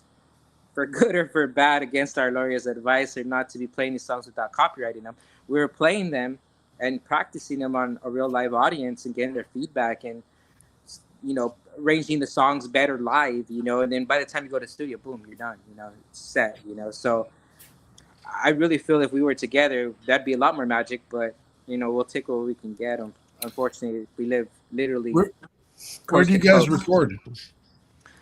So our album was recorded in, where was it? Stages. Yep. Stages, Baltimore. Stages studio. It's in just outside Baltimore. Awesome Evan. spot. Yep. Evan Kornblum, beautiful guy, amazing sound. Amazing. Yeah. And he's taken real good care of us and just shown us a lot of love. He's come out here a couple times to my house. And the whole band would come out for a week or something like that. And we just get set up. And so he was helping us set up to record here in the house. And so I think our first 3 songs, there are parts on all of the first 3 songs that were recorded here in the house. Freedom's Cost, Accept the End, and Last Memory. Last Memory. Thank you. Yeah. More like Bad Memory. And it's funny because at that time I didn't record those songs with them. I recorded those songs in El Paso, Texas, because me and my wife had moved to New Mexico to spend my daughter's senior year at her school. So that was just a weird turn of events. Like I'll probably never go back to that studio ever again. So that's kind of unique in a sense. And honestly, at this point, we're like trying to figure out I guess it's like a resilient compound sort of deal where it's like we can go, stay there with the wives and, like there's stuff to like, can just hang out, record, write, just be in the zone for, I would like that for as much as possible. Like, Yeah, because as much as we're not just a band too. Like, I mean, a lot of the time we're hanging out. You know, it's like Tim's. I remember it was just like when we're not playing, we're all gathering around telling stories or talking or doing something. You know, so it was at this point it's less of a band, more of like a family. You know, we get in fights like brothers do, and then we make up, and it's funny. It's just it's one thing to be able to work with people as musicians, but then it's also like to be able to like gel with them, because the longevity of band that solely depends on that. If you can gel, if you hate all each other, you can't stand to be a room with each other, then it's never gonna be a band, or a future thing, Who's the joker in your band? I think I tell bad jokes. I think we all share Yeah. some humor sometimes. Okay. I think we're all I think- pretty good at. Tim, Eric, everybody has jokes though. Okay. Yeah. We I like just think puns it depends on a our lot. mood, Is Nathan the serious one? No, I think Nathan's the shy one, like the quiet one. But like when you get to know him on a level, he's got his own jokes. He's got his own. He's got a lot of qualities that come out. I just think he's kind of reserved. That's it. It comes off as serious, but it's really not. I mean, he is right now one of our acting managers, and he has been taking the brunt of that responsibility and stuff. And I think in a way we all have shown some sort of leadership in the band in the past, and so I feel like just like they said, we all joke around. We all have our qualities that we bring to it, and I think even down to like all our members, I think have a seriousness about them when they need to, and then being able to chill and be human and be joking and be just present, Do you guys get mad at Nathan because he looks the most like Nick Jonas? We actually Honestly, call him the Terminator. it's gotten a little old how pretty he is. Okay. And I mean, you got to see him in one of those like muscle shirts he wears on stage sometimes, or that sort of thing. Okay. Dude's freaking jacked. It's really. I cool keep though, lifting, can't get there. I'm like, Nathan, how, man? But dude's a freaking monster. Cool to see Nathan use that as his wellness and his therapy, and he's always one thing I do like about Nathan. He's always trying to share things that will better your life. I remember one thing that he said is like, I wasn't feeling really good, and I just started walking one day, and that's where my journey started back into like my fitness and just getting out of the mental fog. And I often think about that when I'm struggling to stay focused, or like every day it's a discipline. There's no one who has it locked down. Either you have to get up and make that decision to make that day. No, it doesn't come easy, And so when he said, I just started walking, I that's like a kind of a focal point that I do now. It's like, okay, just start walking. Just start getting your day going, finding that. So that's what he brings to the table, in my opinion. He's always trying to, something that he finds himself, and he shares it and betters, and always trying to find a solution. It's the same with Tim too. They're like the peacemakers in the band. When me and Greg are going at each other for whatever brother reasons, they're usually the ones that are the cool, level-headed ones. Again, absolutely blessed by you guys. Absolutely blessed. We're blessed to be here, brother. Man, thank you for having me. It's a privilege to, just get to hang and get to share. Get to spend some time with these boys. And Nathan is very much the definition of, still waters run deep. He did most of the writing for Classified. He's the one who started that whole piece. And it's been cool to see the journey kind of for each of us.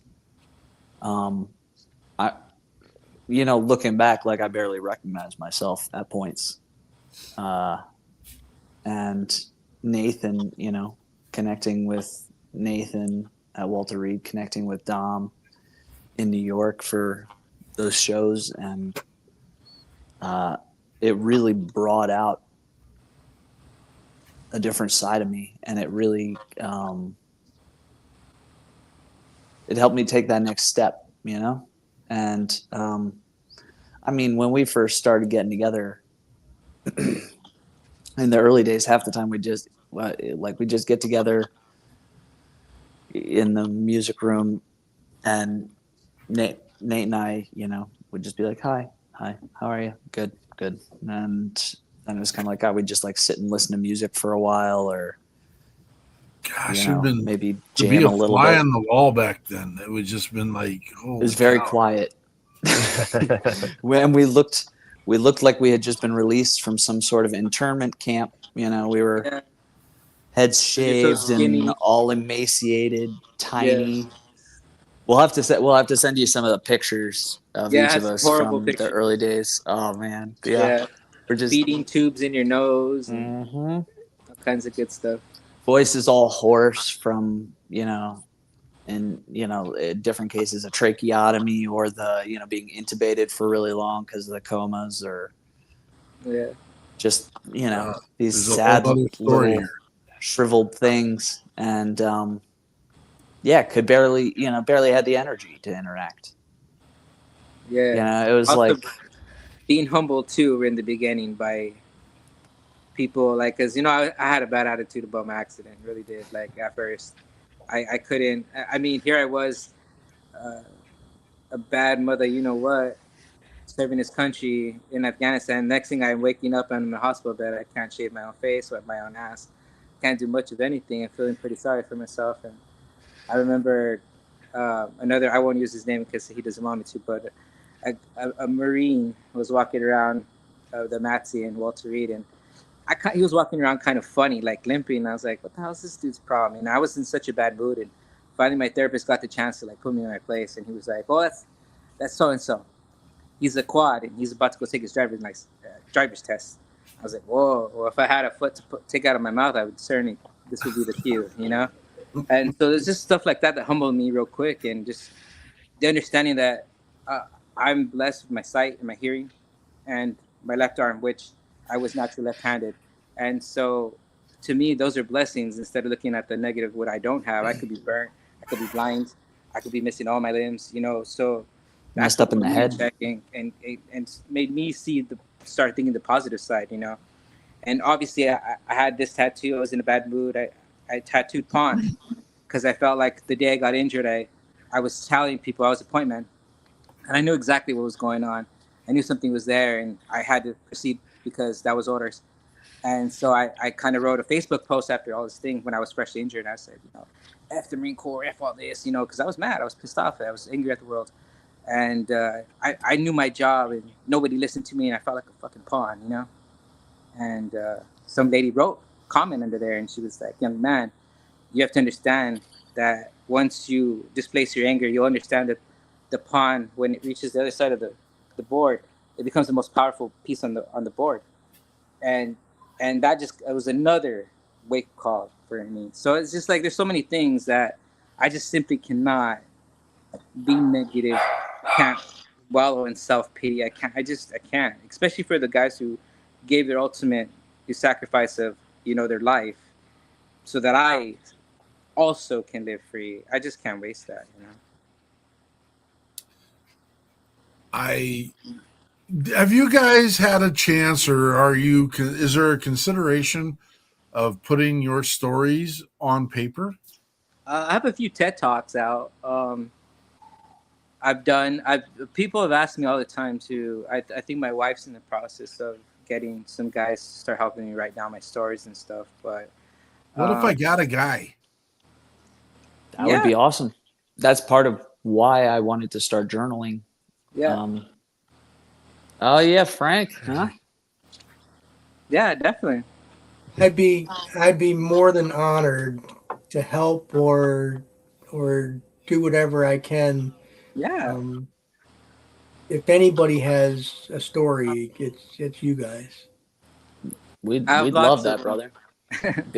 Because I mean, individually and together, you know, like it's well, one of the things I didn't put in my New Year's resolution talk. My first 2 books both won Best Book Awards, and this year I'm up for the Best Writer of the Year. Oh, nice! Congratulations! So, That's awesome, brother. Well, what I'm trying to get to is there's some connections I can go through, and I think that whatever you want to put on paper would be a great thing to have out. That'd be awesome. And I'd be happy to stop wherever I am with the books I'm working on to help you. Yeah. I just want to bring this panel, including Dr. MacAulay, I just want to bring it all back together. I think there's so much that we miss. There's so much that we can plug and play, and just there's just real stuff in there that everyone's got an understanding. Everyone has an impact, and it's just like, gosh, I sent Andrew, like, I don't do the hierarchy stuff, but I sent Andrea a message. I go, this is a top 10 episode for WP3 just because of your guys's content, your conversation, your working through. Nathan, it's a work in progress. Just the conversation in regards to what should be known and what shouldn't be known as far as classified. I mean, all these pieces, just we're already into doing our final thoughts, and then we're not even done with the show yet, and that's weird. And it's 2 hours, and I really am not even planning on shutting this thing down. Sorry, Andrea, she does the cutting. But this stuff is dynamic, in my opinion. Yeah, it's a lot to unpack, like you said. Well, and you guys are graciously laying it on the line. Again, just following the sequences of the songs, classified, it all should be secret. And then resilient, it's not an everyday I wake up and I want to just do it. It's a work in progress. And these are real life experiences. And again, then you get into the conversation about, we've got men that have been literally blown up, lost limbs, and they're gracious enough to turn around and say, it doesn't matter what the loss was, we all served, and everyone's carrying a part of that with them. And I'm just intrigued. I'm in honor again of being in the same conversation with you guys, and just the way you hold yourselves. I just appreciate you. Thank you. Thanks, brother. Let's get this last song done, and then we'll go to final thoughts. Very good. Fall in Line. How are we gonna mix this one into it? Well, the title is a pretty good indicator. There's times where, what are you going to do? The choices available to you, the options in front of you. Can you make your own options? Can you choose besides what's in front of you? Do you have to fall into place to, do what you're told? And sometimes that's the right thing, but not always. This is the resilient. Fall in Line.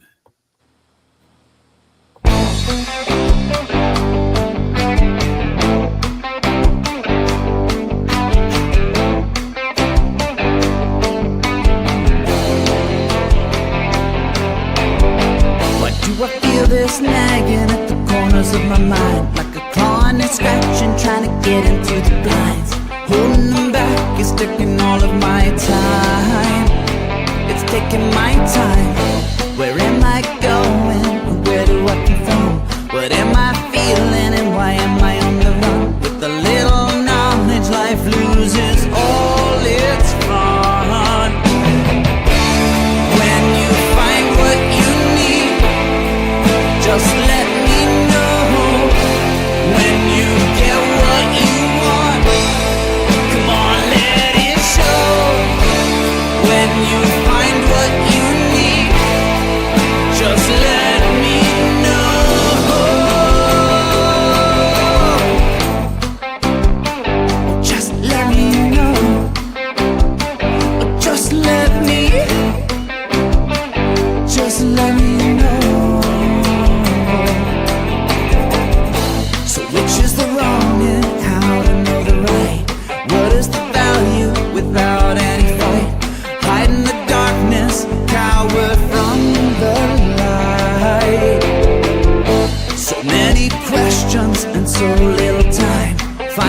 heart stop waiting for a sign? What will you do when you're told to fall in line? When you find what you need, just let me know. When you get what you want, come on, let it show. When you find what you need, just let me know. Just let me know.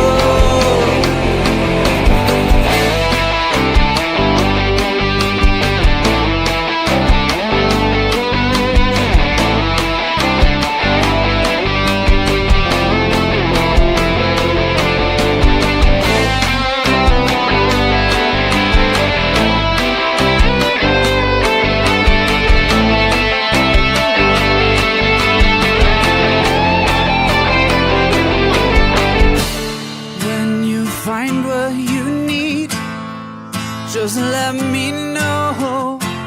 When you get what you want, come on, let it show. When you find what you need, just let me know. When you find what you need, just let me know. When you get what you want, come on, let it show. When you find what you need, just let me know.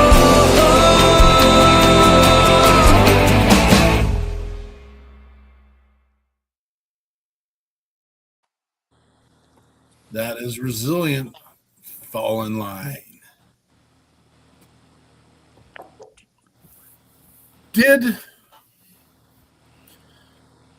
When you decided to make music,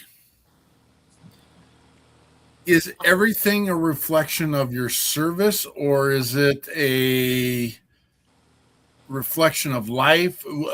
Do you want it to be a reflection of service? At first, like I was totally against anything that had to do with military because I just didn't want to be considered a military band. I wanted the music to speak for itself. So I didn't at all, and I feel like Tim was kind of the same, but it just turned out that a lot of lyrics kind of, well, they can mean anything to anyone. You know what I mean? That's what's the great thing about music. If Tim doesn't say this song is about this, then you're free to kind of intake that, digest that however you please, you know. And they just, some songs I feel are, and some songs aren't. They're about everyday life, you know. Well, this is a unique situation in the fact that when you go out and you play, you're playing your music, and here we're connecting the dots. I mean, it makes sense because the panel understands and knows and sees the spaces and the places, and so that was kind of where I was going with this, because there's some straight up that you get into the music world, and this is Scotty Hastings has several songs that Why Did You Choose, and it's about survivor remorse, and and he's talking to God about, it's obvious where he's going, but you only know that if you know who Scotty Hastings is and know that he's a combat wounded vet from Afghanistan. Because if you listen to the song, you have no idea, but we do. And then there's a memorial at the end of his video, which kind of, he memorializes one of his brothers that he lost in battle. But I mean, there's some musicians out there that just lay it on the line. This is what it is. This is what I want to do. This is what I want to represent. I'm not saying that about your music. I'm saying I can sit here and listen to your music, and it is for the common world to listen to, and it is quality music put together by some great individuals. Thank you. We appreciate that. I feel like we never put at least I've never. I don't think anybody in the band has ever influenced Tim's lyrics at all. I mean, he's free to write about whatever he so chooses, and I think to me, I'm always interested what he writes because I feel like he's a great writer, and I do. Even when Nathan writes, and I just feel like everyone contributes a very good chunk of everything they need to, and the music. Like Tim was being very modest when he said he just floats on top of the music. That's one hell of a way to float on music. But I feel like we all bring something to the table. We bring a ferocious backing, and he's the leader that puts out the rest of the feeling. I think it's a very 50-50 thing. It's one of those things where, I mean, there's stuff. I mean, I'll write little bits and pieces. It's really with the guys when something comes together as like one cohesive thing. The chunks kind of fit together and it all makes sense. But these guys, I mean, they don't tell, they're not like, oh, what about changing those words or, something like that. But these guys impact my lyrics all the time with their attitudes, with, their hearts. And, sometimes it'll just be a little conversation. And then, half an hour later, I'm writing something down that's, a step off of that. And, but it's something that they said that really affected me or really, connected a couple pieces for me in a way. And I got to be honest, it is funny writing lyrics sometimes because people read into it a lot, and sometimes the train of thought, I'm like, I have no idea how it took you there, but I love that. I love that, this is where it ended up because at the time, I'm just going with a feeling and kind of just seeing what pours out, a lot of the time. And it's such an interesting process because, I mean, you have your specific moments where it's like, oh, this is, for example, you look at Last Memory. There's some particular things in there that it was like, oh, yeah, like you can relate that right to the military kind of thing in a number of ways. And same with Freedom's Cost, same with, but for me, I guess, yeah, the military, the Marine, yes, it's who I am. It's what made me what I am today. But there's more to me.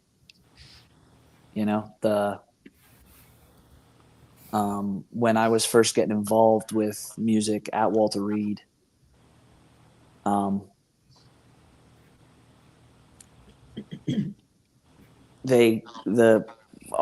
Greg, our lead guitarist, he was involved with the program Music Corps at Walter Reed, and that was the music program Nathan and I got involved with that Dom mentioned earlier, and that Roger Waters connected with and wanted us to do the show with him.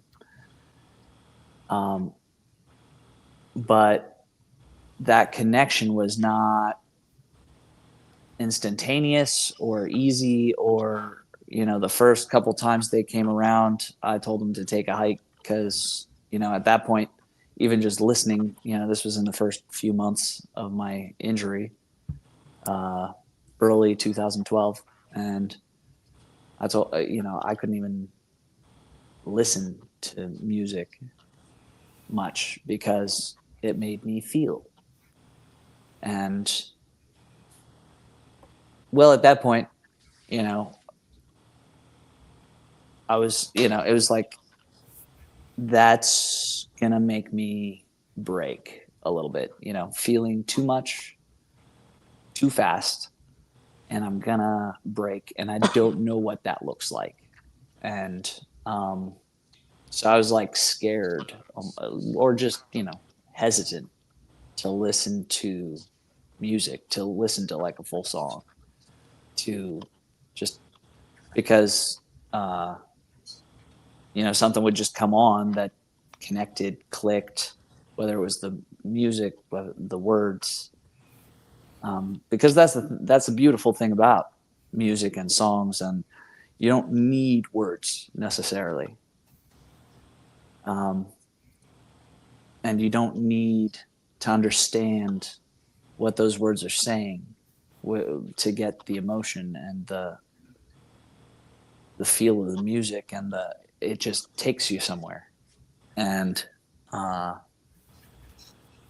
yeah, it was hard for a while. And Edelweiss from The Sound of Music, it's its own thing, but the song Edelweiss, that was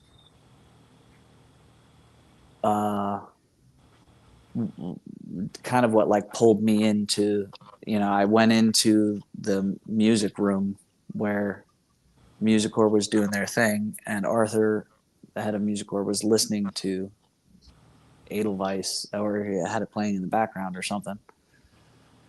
And it just took me right back to when I was a kid. Took me, you know, just,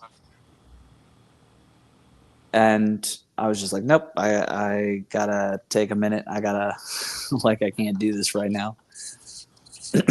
But yeah, you know, honestly, God kept nudging me to just go back there, and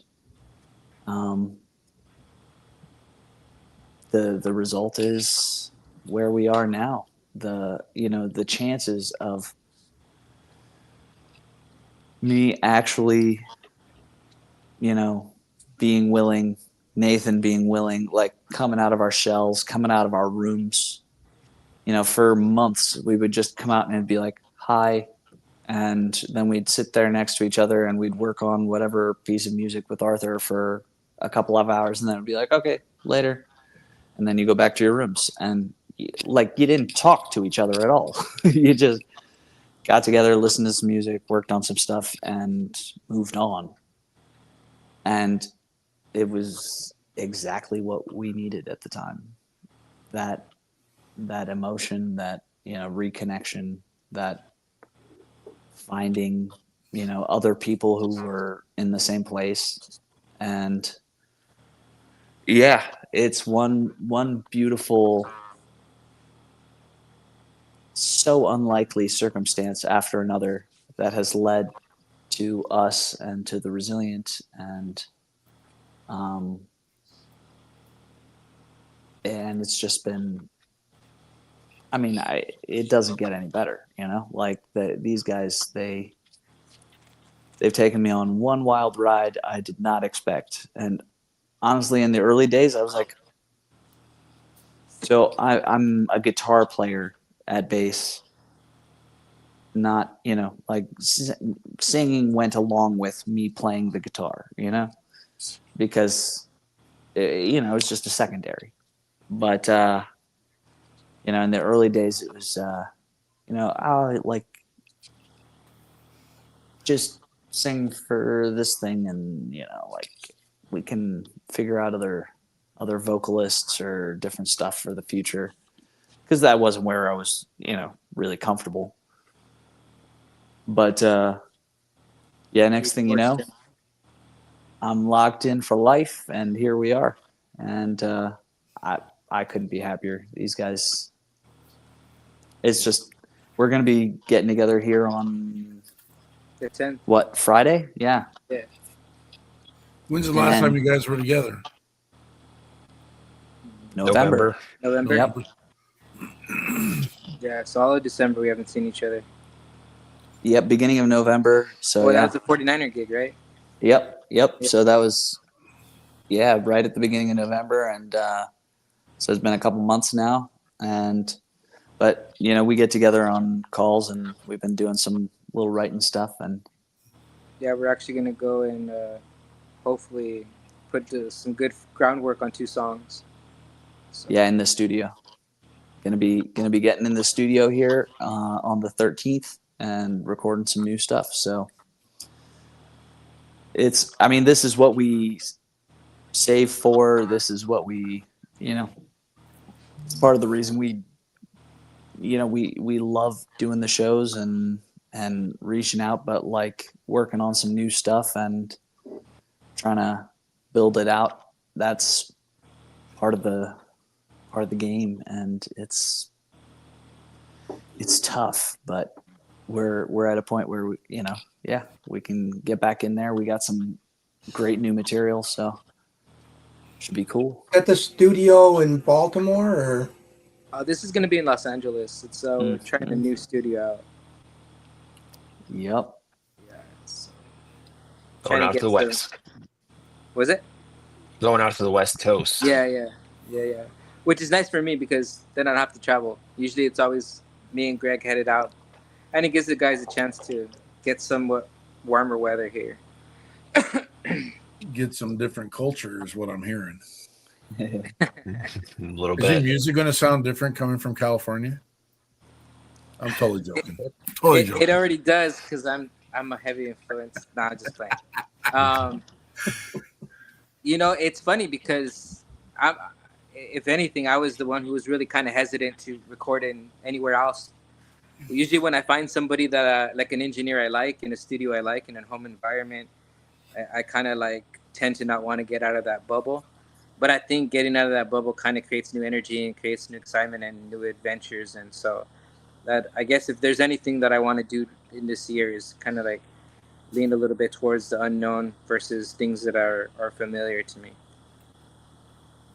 Well, if you guys have time to hang around after we get through final thoughts, I'd like to pitch a thought to you. Love it. I said, we've got some friends in the industry, and they've given us some special gifts, and I think you guys more than qualify for what they would provide. But again, it's just a suggestion, and you guys take with it what you want. And at the end of the day, we'll figure out all the pieces. And if we're part of it, great. If not, it's that doesn't hurt our feelings. That's just we're all about connection and collaboration, bro. Yeah. So we should probably get to our final thoughts. And normally we let Frank start this off. We're going to kind of, for lack of a process, we're going to kind of go on a W. Frank, Nathan, Timothy, Dom, Andrea, then back to me. Only because I can say I'm the boss at this particular moment, and that's how we're going to do it. Frank, final thoughts, brother. All right. Well, once again, we've had a great show, and it's inspired me in different ways. And I've always said, and I'll always say until God calls me home, that us veterans and first responders, we need to find out what our purpose is. And that would go a long way toward helping people who have issues and are dealing with things and they think they're alone. Purpose is a perfect definition of what we saw tonight. We have 3 gentlemen who have found a purpose and found something that they believe in, and they're going to do for as long as they'll draw breath, probably. And this is what keeps people going. And this is what keeps me going. And the biggest thing is people need to search and find that purpose. Might not be singing, might not be writing books. It might just be enjoying the outdoors. It might be taking care of a pet. It might be taking care of your older parents. But something in your life that you feel tied to, that you want to connect with and do. And that purpose is what will drive us to lower this insane number of fellow brothers and sisters that we're losing every year. That's it. Thanks, Frank. Nathan.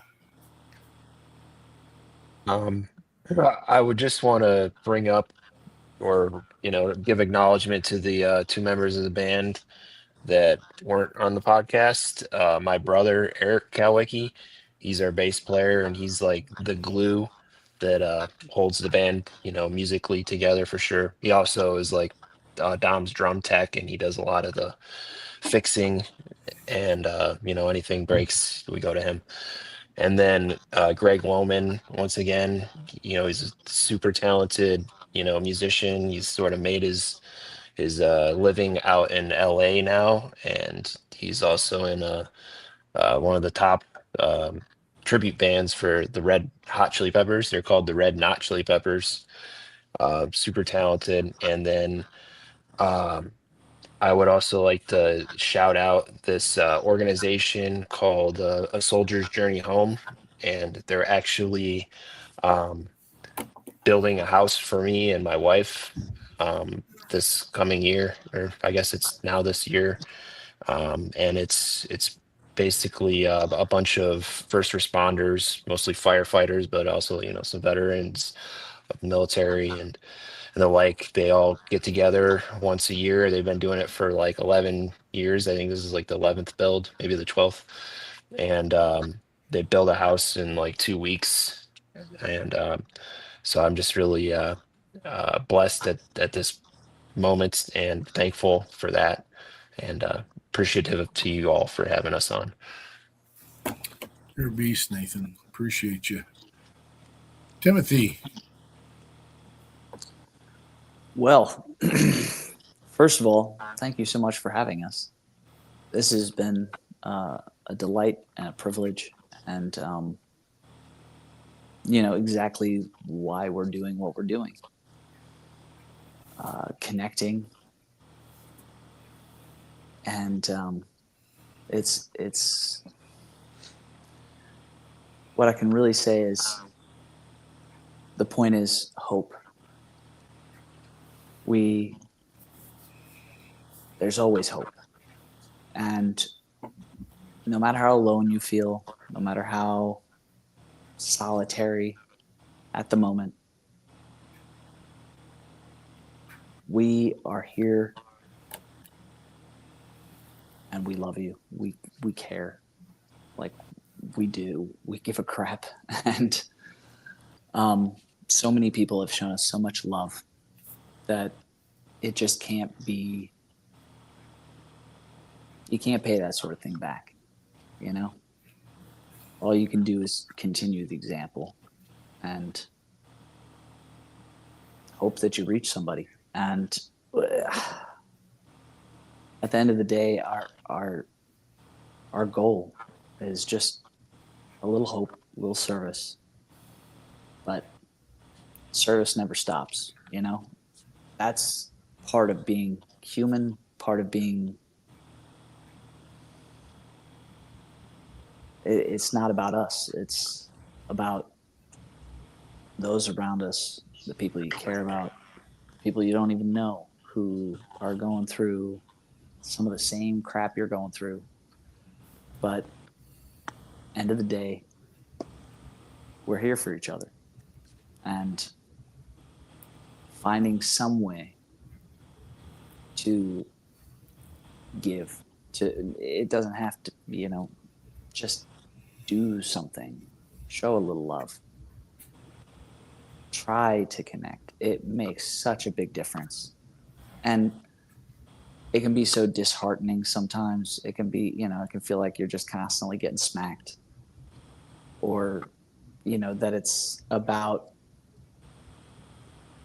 your inadequacies because you're just stuck in your own head.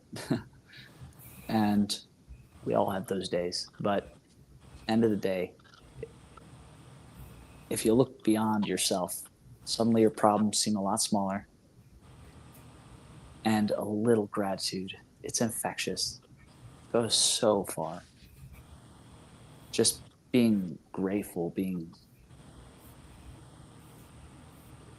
being happy with what you've got. Like we've had our issues, but we're the lucky ones. We've each got so much to be grateful for that we've been shown so much love, so much support. And this is another example being on here tonight. And this is the kind of thing that it's good for us too. And we hope all we can do is hope that somebody connects with it, somebody sees it, it touches their heart. Thank you, Timothy. Just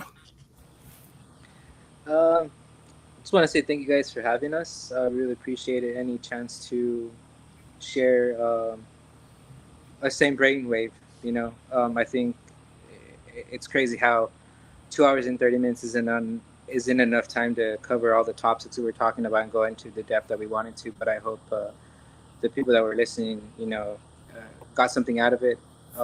Remember, your 10 is your 10. If you're having a bad day, don't try to downplay it with somebody else's pain. Make sure that you always feel like you matter. Take care of yourself so you can help others. I think is the greatest message. Is you can't take care of people 100% if you're not 100%. And everyone is entitled to great mental health as well as physical health. And like Tim said and Nathan said and everyone has said it, just kind of listen into all that stuff and try to draw a better conclusion and know that everyone is resilient. It's just not a military thing. Everyone could have PTSD. It's not just a military thing. I don't think we should put labels on, like you said earlier in the podcast, about whose pain is more. I mean, that's the thing that we need to do, is lean on each other and just be there and listen. And sometimes the best medicine is just to lend a shoulder to cry on or open your ear to have somebody speak and get it all out. And just take care of each other. That's the greatest message. And like Nathan always says, stay resilient.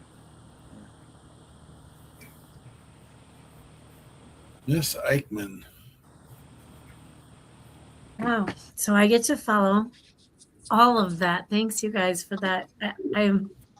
I got a whole page full of notes and things you've said and things I wanted to wrap together, and so many commonalities with Janelle. I mean, resiliency obviously is the term of the evening. I would say hour, but evening. But then all that goes into resiliency. It's not just like I'm tough and I can get through this. It's all the pieces. I need my people. I need other people to need me. I need to feel like I belong and find where I belong and create that space if it doesn't exist. And that's kind of how you guys did this. Not that it didn't exist for you, but this is a space for you, whether you're 1,200 miles apart or on the same stage in the same moment. So some of the key besides resilience, connection, support, sharing all of it, and just at the bottom of it is love for each other. If I had to wrap it into a neat little package of words, because it's not just about pushing through everything. It's about keeping your connections, being honest about those pains and those things that you carry, the feelings, the physical pain, the emotional issues, and all the good parts too.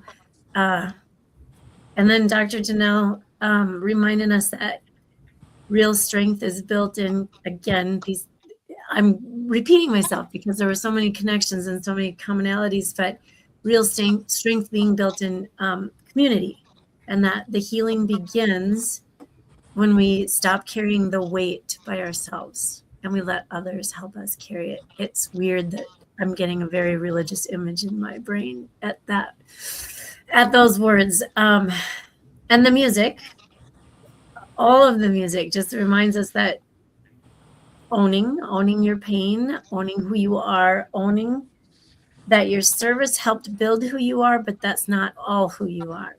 There's so much more. Timothy just disappeared, but he's back, and those were kind of his words. So here at the People's Patriot Project, we do it. It seems simple now that I've listened to all of this, but we check on our six. We help build those communities and connections, and we care. That's why we're here. 286 episodes, and that's twice a week. So it's double that, plus some specials, plus we have no idea how many we did before we started counting.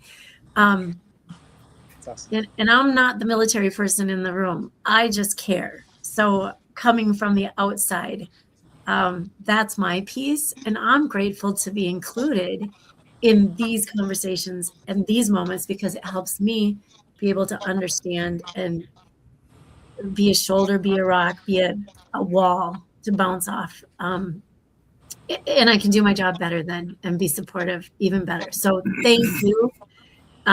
Please stay grounded. Please know that we are here. Anyone watching and listening in, these guys are here for you. I'm pretty sure it doesn't matter which one you pick one. If you need something ever, I have a feeling they'll be there for you. Unless, of course, they're on a stage in the stadium with the 49ers. They might be busy for a minute.